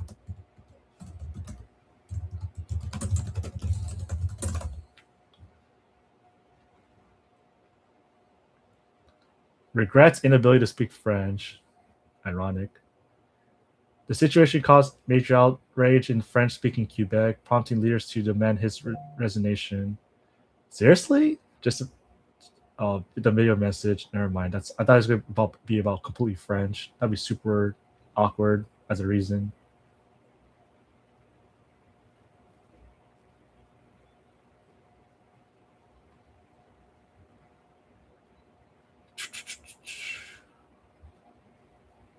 French is very protected. Yeah, they're super huge. I know they have Quebec had like a new policy that they had to enforce this French speaking language. They won't allow English much. Pretty much like if you're like obviously a foreigner from a different country and you don't really speak English or French, then they will, I guess, speak English, right? They just try to force French more, like as much as possible. But you go like Montreal, I heard that they switched to English. I think I saw like a joke about it. Let's see. When you speak French in Montreal, Canada. Where's the meme? Bonjour, comment est-ce que je peux t'aider aujourd'hui? Est-ce que je peux avoir le croissant, s'il vous plaît? Which one would you like? Le croissant chocolat. That'll be $3.50, please. Voilà, $5. Would you like your change? Gardez. I honestly don't know technically what is the error. I know it's like a skit, but is there like a certain word in there that made her seem that they had to switch to English right away? Est-ce que je veux avoir le croissant, s'il vous plaît? Avoir le croissant, s'il vous plaît? Which one would you like? Le... That's me in the Netherlands trying to speak Dutch. To be honest, Dutch, we have no chance. Even Dutch people say they have people switching to English. Ironically. Croissant chocolat. That'll be $3.50, please. Voilà, $5. Would you like your change? Gardez le pourboire. Gardez le pourboire. Have a wonderful day. Bonne journée à toi aussi. Why won't they speak to me in French? Actually, no. So this is in Montreal, Quebec. I don't know anything about why Quebec. I just wanted to practice my English. Yeah, I think that's a legit reason people say nowadays, so they can practice their English, and no other reason. I wouldn't blame them because technically English is their foreign language, right? So if I were them, I would definitely just practice speaking the language back at them. Chocolate, not chocolate croissants, at least in France. No chocolate, not chocolate croissant. Is that really what she said? Wait. In Belgium too. Comment est-ce que je peux t'aider aujourd'hui? Est-ce que je peux avoir le croissant, s'il vous plaît? Avoir un croissant, s'il vous plaît. Which one would you like? Le croissant chocolat. Is that wrong? Pain au chocolat, not chocolate. Yeah, okay. Actually, while I was in France or Paris, I tried to say, shit, I forgot how to say it. They give me, how do you say give me? I try to remember. I guess I don't speak French as well as I should learn it. But chocolate croissants do exist. Yeah, they told me, some lady behind me is bon un chocolat, something like that. I said, oh, okay. Merci beaucoup. I pretty much butchered the word, like the bon un chocolat, and then yeah, like the minimal details they got me at it. So always practice your speaking or corrections, but you can always do that through shadowing. But I haven't practiced French yet. I only just trained to listening the whole time, so I never had the opportunity to start triggering all the passive words of French into active words. So I don't know, maybe should I be bold? Maybe I'll just book a class in front of you. Also, generally, it'll be short. Je vais prendre probably what tipped. Is it like the way they transition the words? Because I know like certain like it's that unique because you have to stay like the stats unique, something like that. It's like in the middle, like the transitional part. Like I still try to figure out which words do that. I might just book the French class. Why not? Why not? La liaison. There's a lot of things. Okay. I saw the bank. Book the child class. I already have way too many classes, but it couldn't hurt to add one more, right? Try to find what's a good time. I could do it today. Tomorrow's Thursday. The sound of that connects two words. La liaison. Oh, okay. That's like what? Like if I order, I'll say bonjour. Je vais prendre une bonne chocolat. My writing is bad. My speaking is worse than everyone's here, so I can only just attempt to say what I think it's pronounced. Un bon au chocolat. You say. Got it. No. Oui, c'est ça. Also, we're having a French. Okay. Honestly, if I want to test my French, you two will be like my actual testers. Like that will be the real test. Oui, c'est ça. Just like that. Un pain au chocolat. Okay, I tried. Yeah. I don't know, if you're down, like in the future, like if I took French classes and I had like the ball say, okay, if you're down, I'll test how my French is, and you can just judge me from there. Not like Mandarin though. I'm sure people will judge me on Mandarin right away, depending on who's the speaker. What will be a good time to do French? This guy does 10 p.m. Holy crud. Friday, Saturday. I don't even know my own schedule. I need to see what time's even doable. Yes, that will be fun. Yeah, when you get past the shyness part, right, that you mentioned, it's up to you because I know in the end we're just strangers, but that you have a reason you're here. I'm always here just to study, but the time I'll eventually trigger all the words I know in French, it's okay. Oh, but English, right? But you're technically like C1 in English, right? C1, B2. Yeah, that's pretty high. It's like it's equivalent to pretty much say I could have Chinese conversation with you, but I don't feel confident because usually I get too conscious. A good B2. Honestly, I just assume everyone in Europe is super good in English. So, like, if I understand you, if you understand me, I think you're pretty much already up there, like C1. Okay, well, I need to see. Okay, why Wednesday? Because right now it's 3 p.m. for me, so it's Wednesday, Friday. Damn, I'm so occupied. What the heck? Monday, Tuesday, Wednesday. I don't have a Thursday.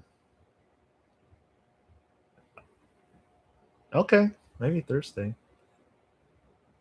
Oh, that'll be tomorrow. Maybe I should get myself next week.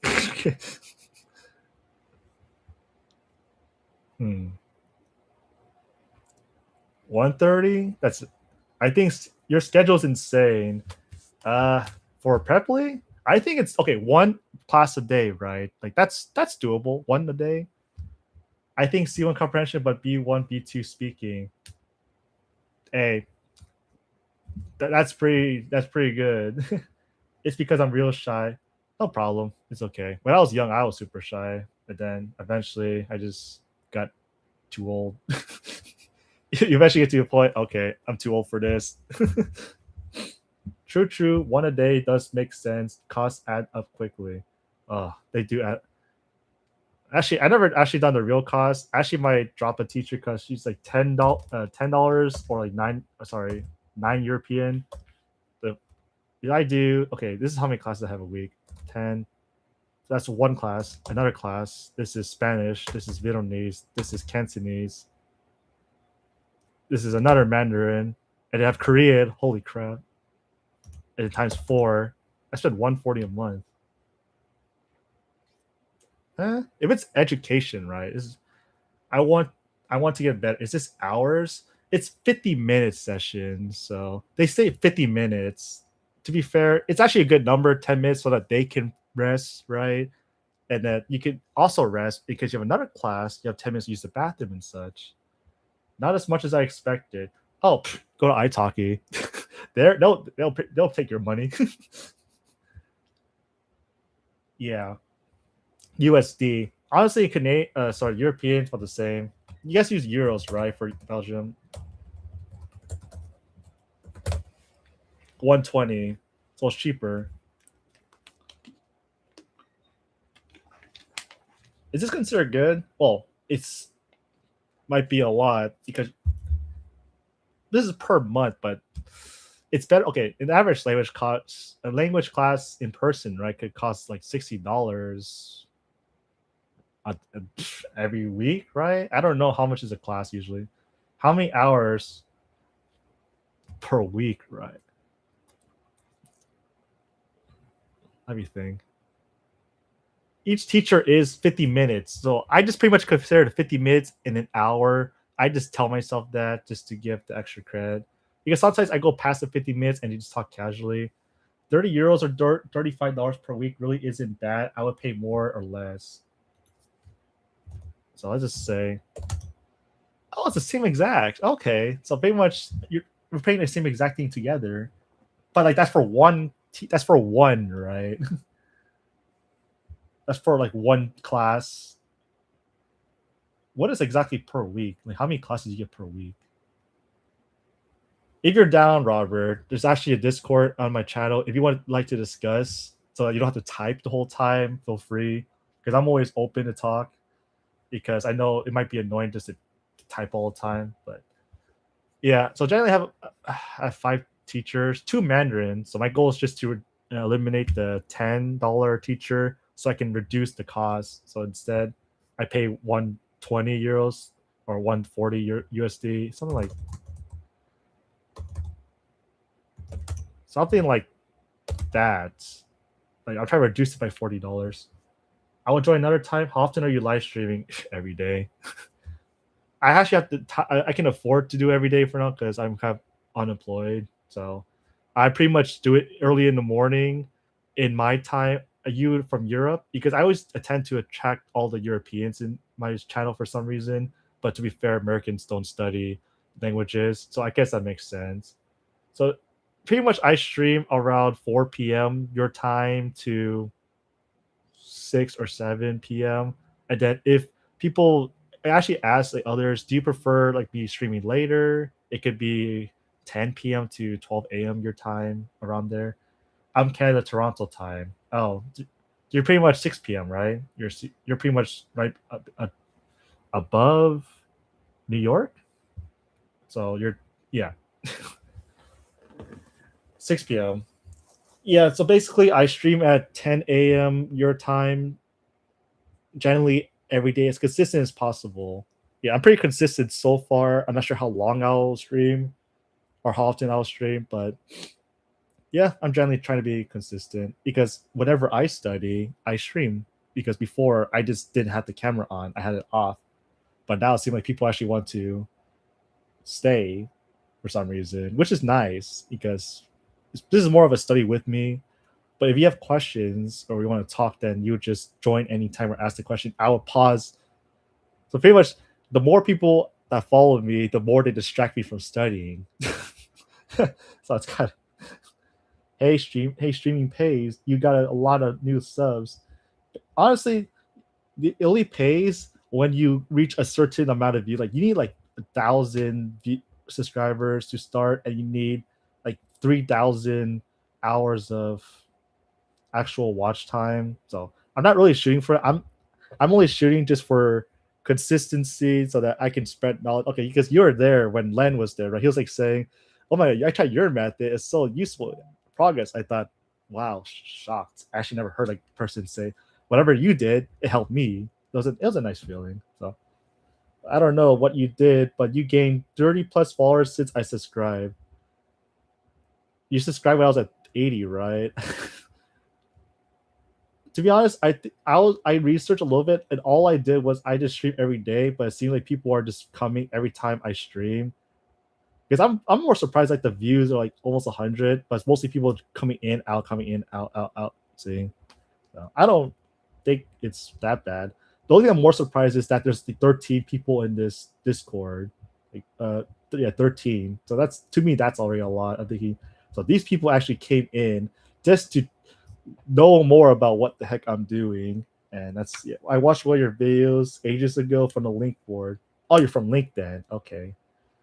I think I'll use the time as a study session. If the timing time's up, my consistency has been awful lately.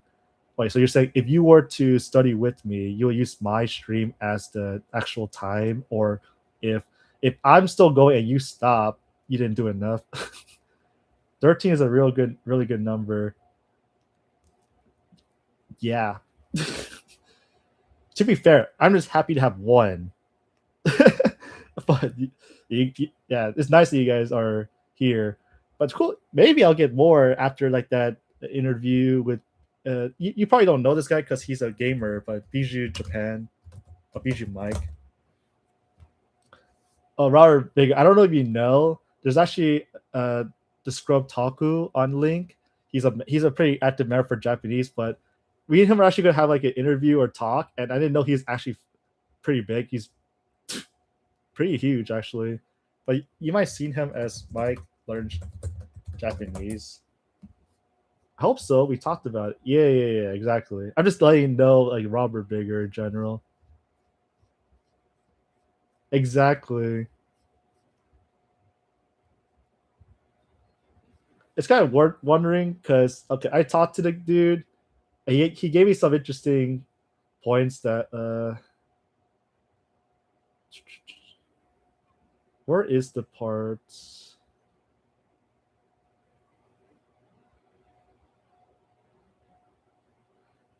I'm trying to read this.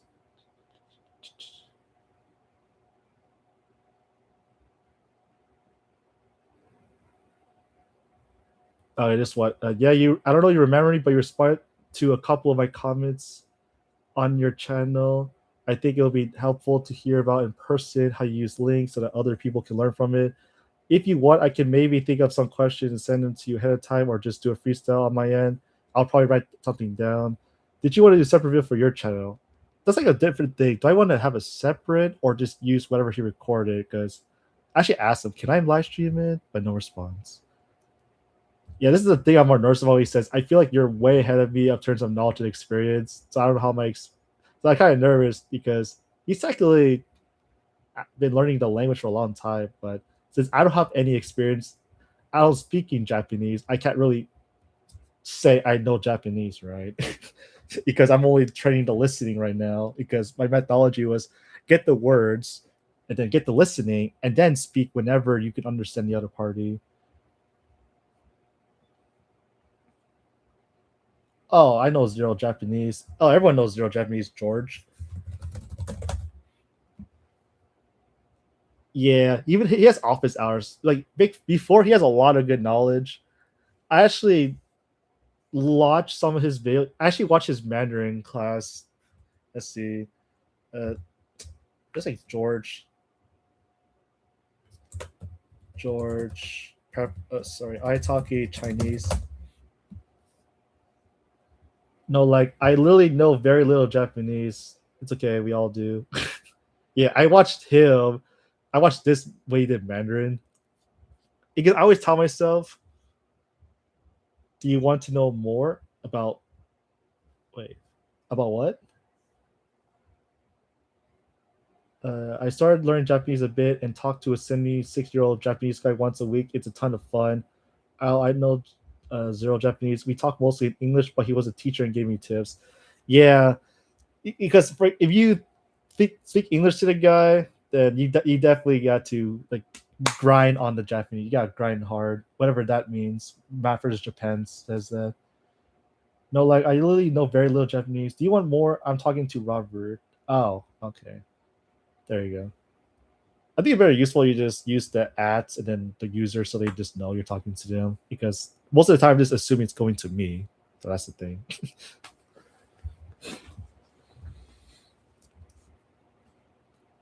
Slowly working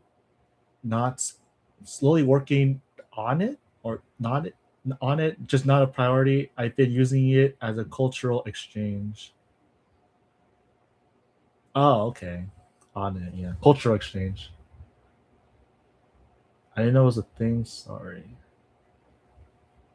Wait, so you went to Japan and talked to a 76-year-old guy? Or does he live? Oh, he lives in Toronto. Okay. Restaurant owner? I just assumed that for some reason. We know. You say 因不是为知道我说，因为我们听到啊，听到听到啊，听到。Oh, you said 听到。I heard 知道。Sorry. 啊，OK. 啊，我们因为听到去 He lives in Japan. We have calls. So you went to Japan, met the guy, or Preply online classes? Or no? I'm actually curious. How do you know this guy?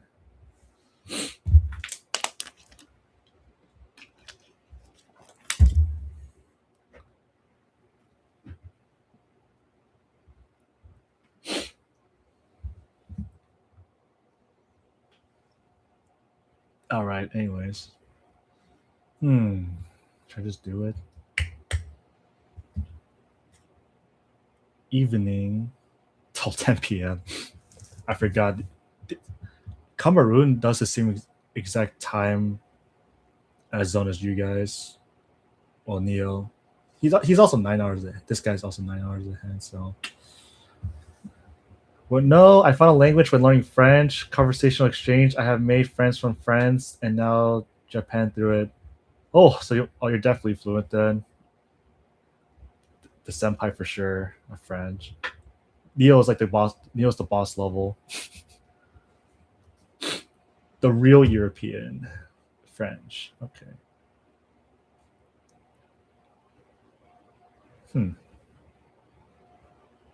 Maybe.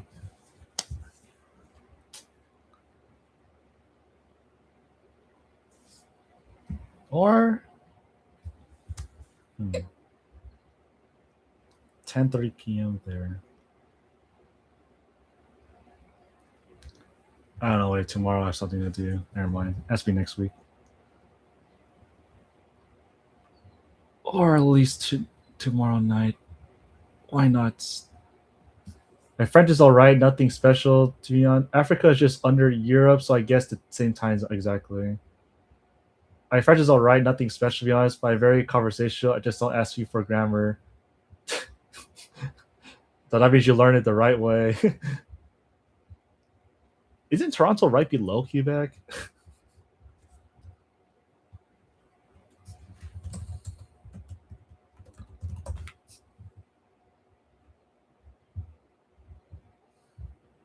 Holy crap. Okay, I don't know what I'm looking at.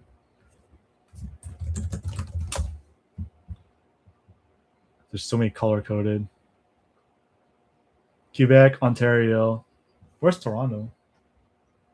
British Columbia. A bit west of Quebec.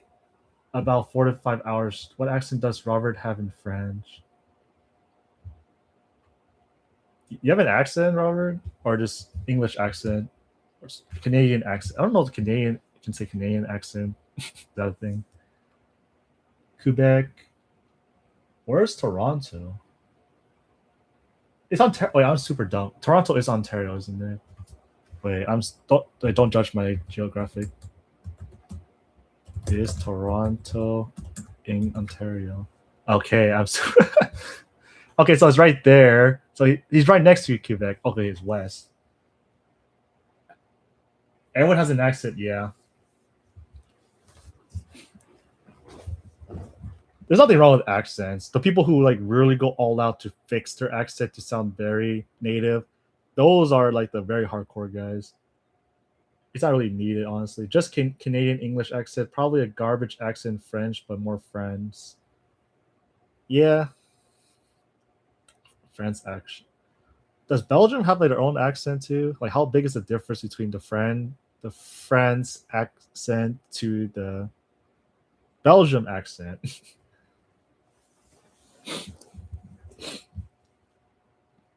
Anyways, okay, try to think. Ooh. Tomorrow.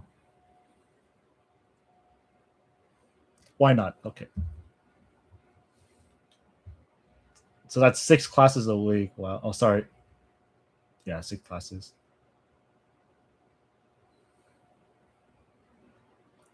Yes, we do have an accent. Depending on region, it can be very strong. Mine is an hour later, still booking a lesson. Oh, yeah, very nervous.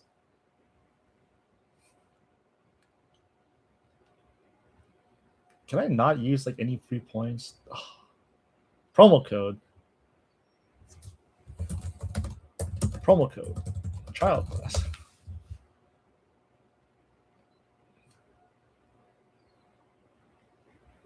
First.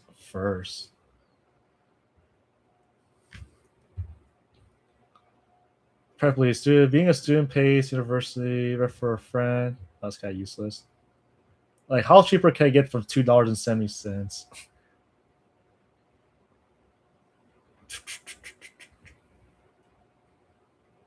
All right.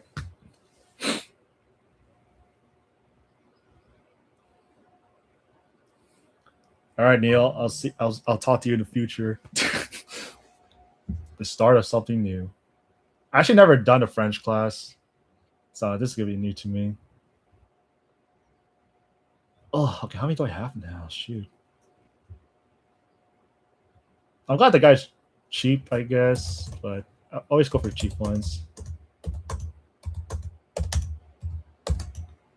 Wow.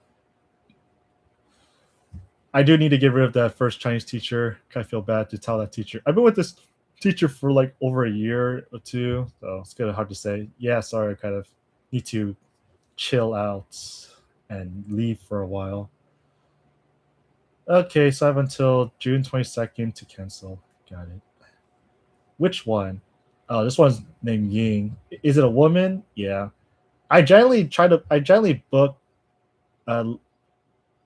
woman, sometimes man, because usually men are like, for me, it's hard to get along with a man, depending how it is, because every time I have like an older guy, he talks too much logic and he pretty much try to use grammar. I'm like, okay, I can't do grammar, sorry. I just need to try to butcher and try to fix it from there. But yeah, like the lady teachers, they tend to be more open. You make a mistake, they'll just still smile and nod their head. Is it a woman? That's me, no kidding.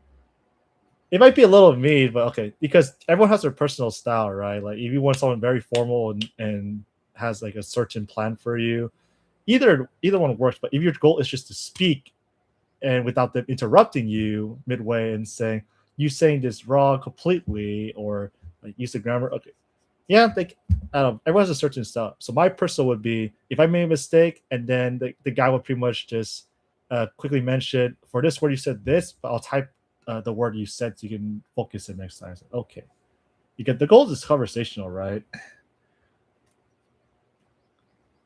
Well, no, I was speaking about dropping her, but it was a joke. No need to explain yourself. Oh, okay. Yeah, I know. It's okay. She has other students. You ever wanted like a Chinese teacher? She's pretty good, but her price is kind of pretty high. But when I had her, it was a lot cheaper. But I can't even click on this. There it is, Ying. In China, it's 6 in the morning, so wow, she's up early. 19. That's about 17 euros, I'm guessing. Oops. Euros to, I'm done. USD to euros. 16. Okay. Still pretty expensive. Long term. Dang, so the prices are getting bigger. The only thing about Preply is that usually I wish I could show all of my teachers because so far it only filters it with Mandarin. Dang, that's unfortunate actually. Why are you dropping her?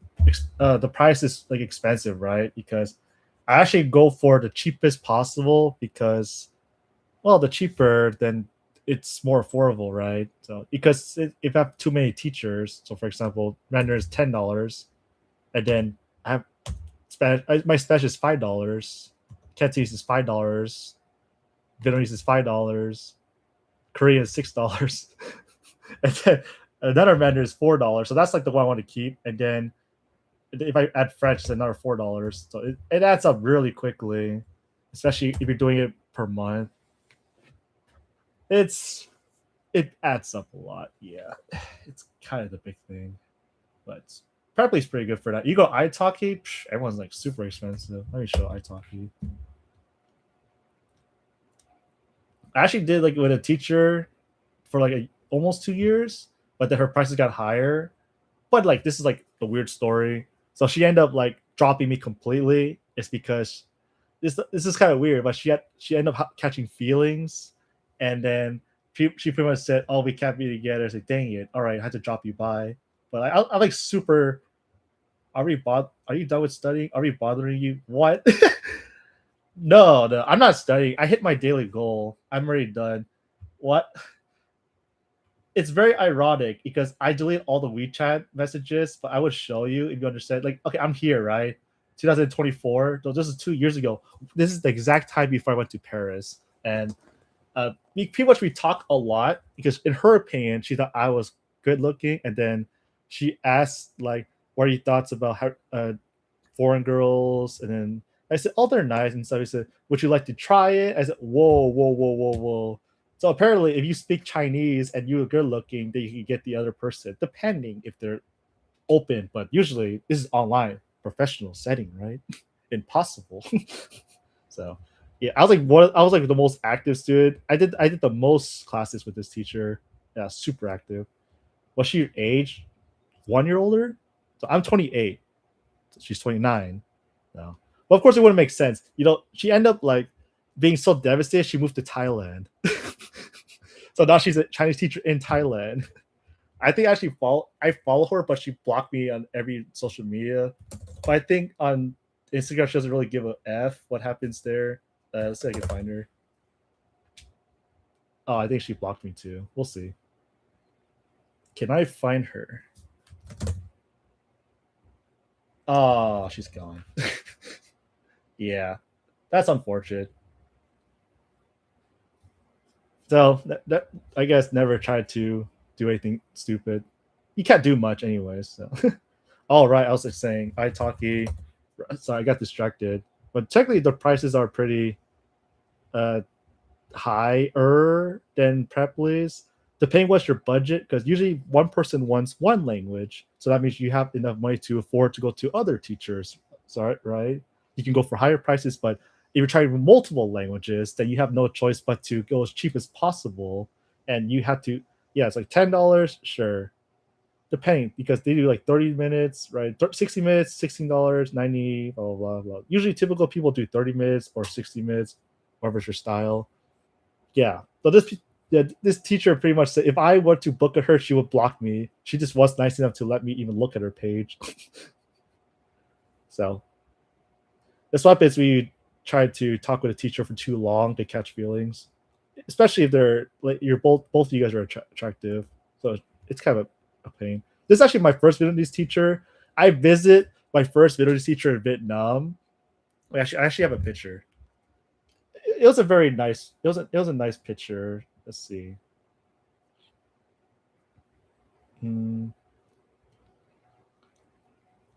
It's the nicest feeling when you learn the language with a teacher for so long, and then you eventually just visit them.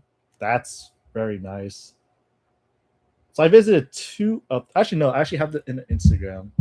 So if you're interested in following on Instagram, then my username is ChaiTrend2. Like YouTube is ChaiTrend1, but Instagram is 2.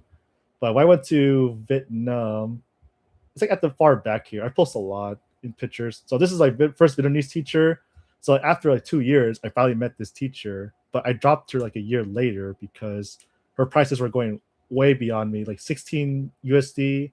It's like getting higher because she's like really popular because she has like 3,000 total, which is a lot. She's also on Preply too. I visited some friends in Paris and that helped me learn French. It's always so cool. It's even more cooler when they actually talk to you in the language and they don't really switch to English. That's when you did. That means that's when you did really well and studied pretty well. So yeah, the prices are only getting higher, so I can't really afford it. Okay, I can't afford it, but that means I have to sacrifice like so many other teachers. Struggles of being polyglot. You literally have to give up. Yeah, I was pretty active. This last one active student, 283. Wild, but yeah, prices are in Preply are very high nowadays, and they only get worse as time goes by. But I still recommend it. Yeah, I definitely recommend italki. They usually tend to overly advertise italki, but nowadays Preply is more of the trend. Oop, I'm done. Wait, I'm learning Mandarin, so I'll give you my Mandarin teachers. The average price is pretty high. I guess their system's pretty bad with like shrinked. Like $18, $5, 19, 23. So it's pretty high on average, I believe. But I think the only languages on italki that are not expensive is Thai is one of them. Thai for for Preply is really high, like $5. Preply starts at 10. So just if you ever learn Thai, just know that they start at 5 on italki and 10 on Preply, and then I think Romania is also cheaper. Romania starts like at 14 on Preply, but here you can filter. You go cheapest you can, around 10. Sure, maybe like some of them 10, 10, 11, 10, 10. Decent, doable, and such. Yeah, I pretty much did like my daily studies, hit my goals, and I'm just relaxing now. So I'm just talking until whenever, then I might just go eat and call it a day. Because for you guys, it's well, Robert's Toronto, and you're in Europe, so it's 1:30 in the morning. So I assume you would eventually go to sleep, right?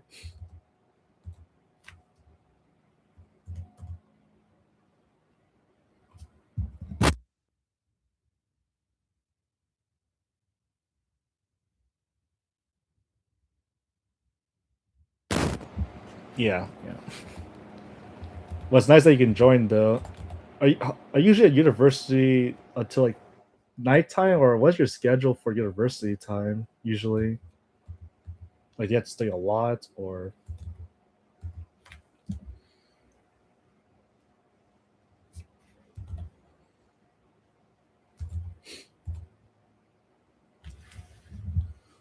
whew, okay. I think I hit my goal for now. Oh, there's too many other languages. I could do them, but I'm kind of lazy. Whatever my definition of lazy is. Or I could just maybe I could just do the link while chatting with you guys. Sure, it'll be more fun when you get the. I gotta throw this in. Depending on the day, I'm usually home at 8 p.m., but I don't have many classes this semester. But I do start pretty late. Wow. Oh, okay. Night owl. I get it now. Okay. All right. So I'll make sure to stream around like around 8. So that's 11 a.m. I might stream like your 10 p.m. usually, just to do like. So I have one session in the morning, my morning, to learn to do listening. So that's like the most boring part. But the later in the day is usually when I can just do all the word acquisition. So it's more chill. So I can have these talks. So I think it's kind of more convenient for you because you're pretty much here to more talk and study sessions. So unless I'm pretty, your stats are iled, like double what I have in French for known. Wild, yeah. I guarantee you have the active words for it. These are all passive. Like if I look at it, I can understand the general idea of it. So you probably have different definitions of known words, but it's a lot of work though. That's pretty much 50,000 times of pressing known. All right. Anyways, be right back. Hey Robert, just let you know if you want to join the Discord, have a chatty time, just let you know.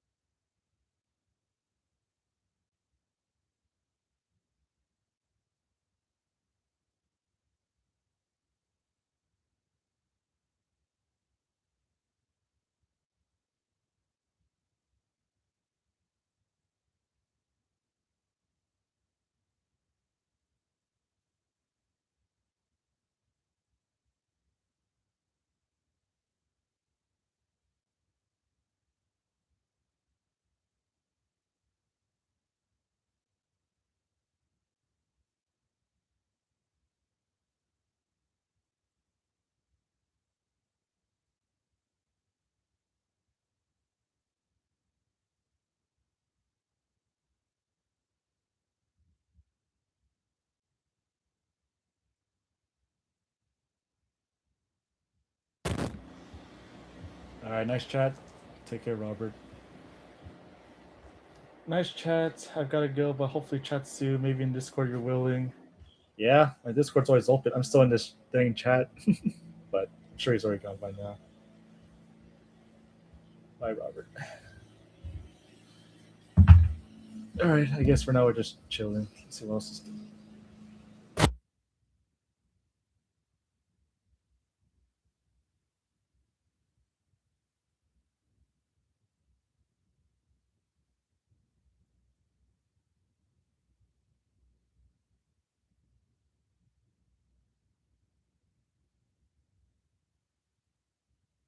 Can a person completely master a language in 6 months, which is 180 days? My answer is yes, absolutely possible. And I genuinely believe that if you follow the method I'm about to share, almost anyone can reach the conversational fluency. And it doesn't matter who you are, what your background is, or how bad you think your memory is. But now when I say learn a language, I'm not talking about passing an exam or obtaining a certain certificate. I mean, you can hold conversations, you can express your thoughts, you can understand what other people are saying. That, to me, is real language learning.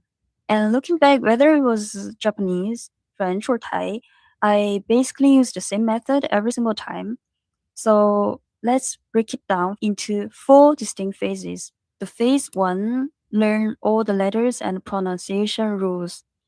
If you speak English, languages like French or German may seem relatively easy because they share the similar alphabets. But if you No, because sometimes there might be one single tip that they might give that I will use. Frankly, everything I know is because a mixture of every single person's knowledge. So there might be only one phrase that I might catch from them. Technically, all it takes is one phrase. So if they say one thing that I might find useful, I'll use it. Otherwise, it's just a waste of time. But it is still white noise to me. I'm still just trying to figure out. There is always gonna be some way to do something faster.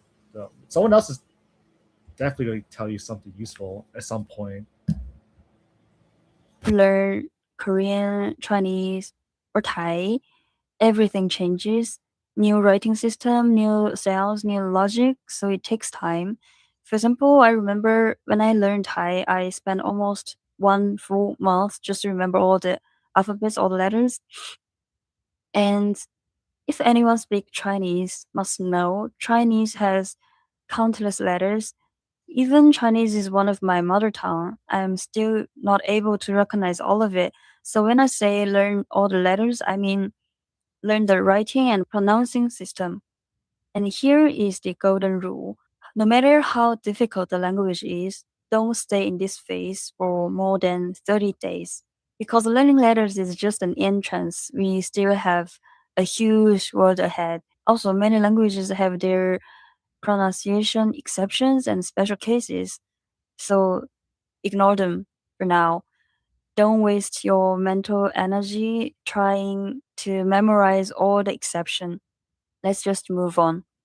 And here comes the phase 2, learn the most basic vocabulary and grammar. And I say extremely basic. If it's for nouns, I, you, he or she, mom or dad. For the verbs, want, like, hope. For the adjectives, beautiful, cute, good or bad. That's it. So what about the grammar? You only need to know, is this sentence talking about past, present, or future? That's it.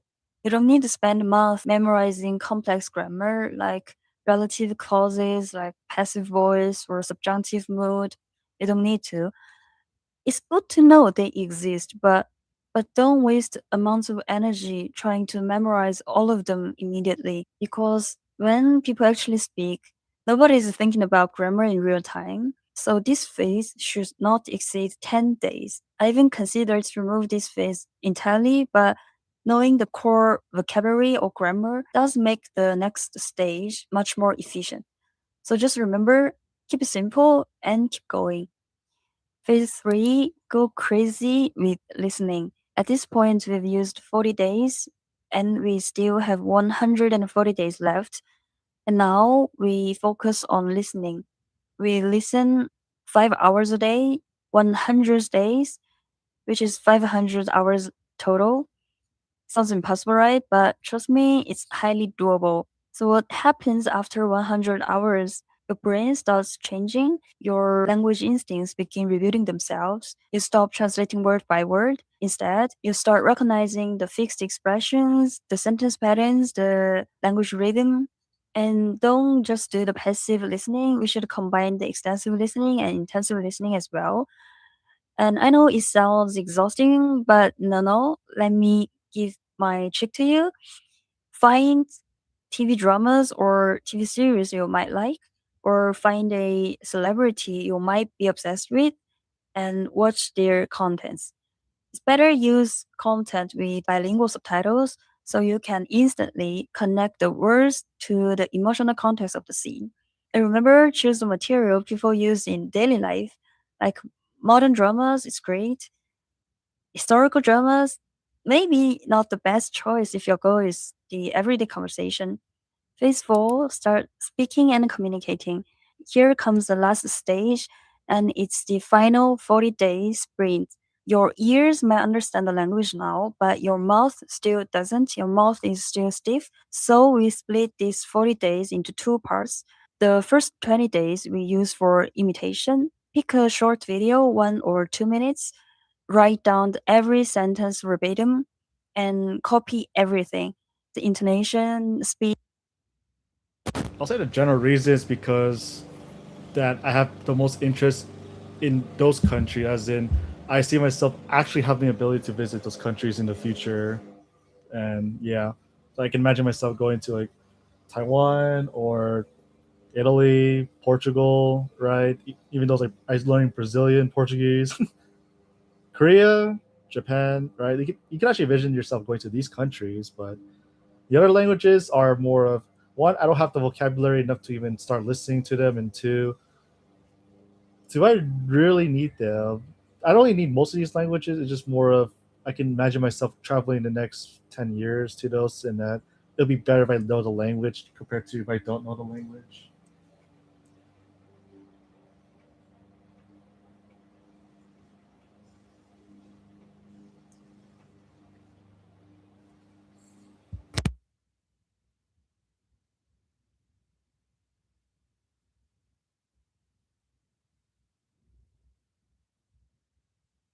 Okay, this is pretty much a good debate right here. I think I should probably listen to this. Hey guys, how's it hanging? So this video is why you should become a polyglot versus many languages. actually part 2 of the amazing conversation that I had with the one and only Matt versus Japan. We touched upon the pros and cons of learning one language versus learning a bunch of. So you're learning all of the the hardest languages. So what is your language goal? Is to visit those countries, or how do you feel? Do you feel targeted? Targeted in terms of one versus many, because on the Link websites, if you ever look at the forum, you can actually look at the forum for free. By the way, you can actually look for my name somewhere, but I got a lot of controversy. Not a lot of controversy, just a lot of people commenting, say, "Oh, you're really gonna do it? Are you sure about that?" Which is fine, but yeah, like I got 22 comments, so people are just saying, "Can you really do it?" I said, "Okay, if it's what you want to do, then do it." It's more of a hobby. I might not succeed. I could succeed. Depends. As long as I have as long as I listen, I have enough time for listening. That's all I need, because listening is like the real progress in the end. So that's what I'm aiming for, still listening. To them, and most importantly, which path is right for you. So if you haven't seen the last video that we made together talking about how you can go about mastering any language, you can check it out right around here somewhere, and enjoy the video. Have you thought about taking on multiple languages? I know that you studied Mandarin for a while, and obviously there are many different kinds of. It's still a start, right? Because the next thing is I actually have to understand what they're saying, and can they understand me? So can they understand me? Okay, good. I might not sound that good to them, but do they understand? So I appreciate it. Thank you. I'm trying my best. That's what the stream is, doing it. Because eventually, maybe I might be crazy enough to say that, oh, learning 20 languages. But I think that's a clickbait for sure. But that's definitely not realistic until I have like enough vocabulary. Because the goal is to get to a point that I don't need to focus on the vocabulary, because that usually takes the most time, is the vocabulary acquisition, sort of, depending. As long as you have a good software. But listening will eventually, you have to be very consistent with listening, but vocab, you can do it anytime you want. The language learners, right? You have the Matt versus Japan and the Xiaomas of the world who tend to focus heavily on one language. And then you have people kind of in the middle that like to take a bunch of languages to an upper intermediate, maybe advanced level, like Luca. And then you have people like Fauter and Lao Shu, just like to mess around in a bunch of them, but also learn some languages to a good level. So I guess my question is, why did I land in the category that I landed? Exactly. Why did you land in that first category? Yeah, I mean, that's a really interesting question, and it's something I think about a lot, because I think when I look at the current language learning landscape, my type, the person who wants to go really deep on one language, doesn't seem to be the majority. They seem to be almost a minority. And so I always kind of an interesting perspective being almost a minority. Maybe I'm exaggerating. Maybe there's more people like like me than I think. But yeah, I mean, for me personally, I guess part of it comes from that Japanese was like my first passion when it comes to language. And so I guess the more that I learn, the more that I know that I don't know. And so it feels like, well, there's still so much I haven't learned yet in Japanese. Even though, of course, I'm at a high level of fluency, the farther I go in with Japanese, the less I think of myself as a foreigner who's learning Japanese and more as just a speaker of the Japanese language. And when I view myself as a speaker of the Japanese language, I realize there's so many cultural references that I don't get, so much like technical vocabulary that I would understand in English, but not in Japanese. You know, so many more technical topics I can't talk about as freely as I'd like. And so it kind of feels like, well, that's the most important thing for me to learn is to keep getting better at Japanese, because I've gone so deep in the Japanese language and it's become so much of my life. I assume I feel that I'm going to continue. This video is 4 years old. It's pretty old. This is pretty much when Matt vs. Japan was transitioning from his old face, his old channel to his new channel. I'm not sure this is before or after. I think it's before that, the AJAC community, even if you know about that.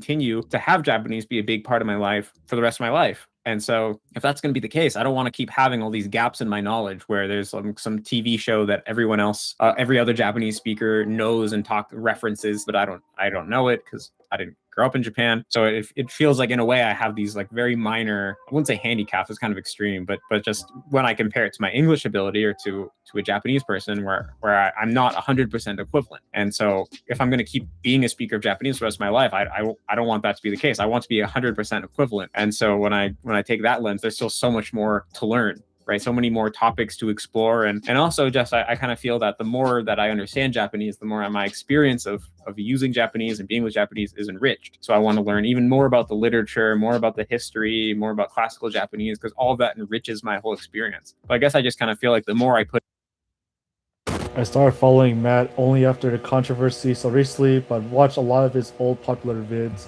Have you ever seen his raw version? You should definitely. I recommend this raw version, Matt.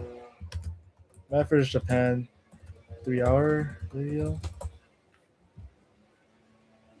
Does he still have it? The dark side. I think he might have deleted it. He had this raw video of him learning Japanese back in the day. There it is. Goes in depth about his journey. Is it still here? Oh, there it is. Yeah, Match Japanese Journey 2017 edition. This one's like really good. I learned a lot from this one for sure. This is when he was balding, I guess. Hey guys, this is Matt, and he goes like very hardcore, straightforward. He says everything way too honestly here, which is fine.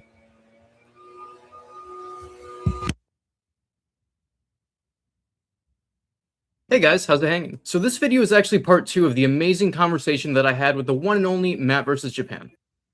To be almost a minority. And so level of fluency, the farther I go in with Japanese, the less I think of myself as a foreigner who's learning Japanese and more as just a speaker of the Japanese language. It's very long. It's as long as my 10,000 hour video, so just prepare yourself. It's definitely one of those you just listen while you're doing other things. And when I view myself as a speaker of the Japanese language, I realize there's so many cultural references that I don't get, so much like technical vocabulary that I would understand in English, but not in Japanese. You know, so many more technical topics I can't talk about as freely as I'd like. And so it kind of feels like, well, that's the most important thing for me to learn is to keep getting better at Japanese because I've gone so deep in the Japanese language and it's become so much of my life. I assume I feel that I'm going to continue to have Japanese be a big part of my life for the rest of my life. And so if that's going to be the case, I don't want to keep having all these gaps in my knowledge where there's some TV show that everyone else, every other Japanese speaker knows and references, but I don't know it because I didn't grow up in Japan. So it feels like in a way I have these like very minor, I wouldn't say handicaps, it's kind of extreme, but just when I compare it to my English ability or to a Japanese person where I'm not 100% equivalent. And so if I'm going to keep being a speaker of Japanese for the rest of my life, I don't want that to be the case. I want to be 100% equivalent. And so when I take that lens, there's still so much more to learn. Right, so many more topics to explore, and also just I kind of feel that the more that I understand Japanese, the more my experience of using Japanese and being with Japanese is enriched. So I want to learn even. All right, good. I should probably end it too. Probably a good time to end it here. But thanks for visiting. So hopefully see you tomorrow. I probably stream around the same time, so you should be home. So take care.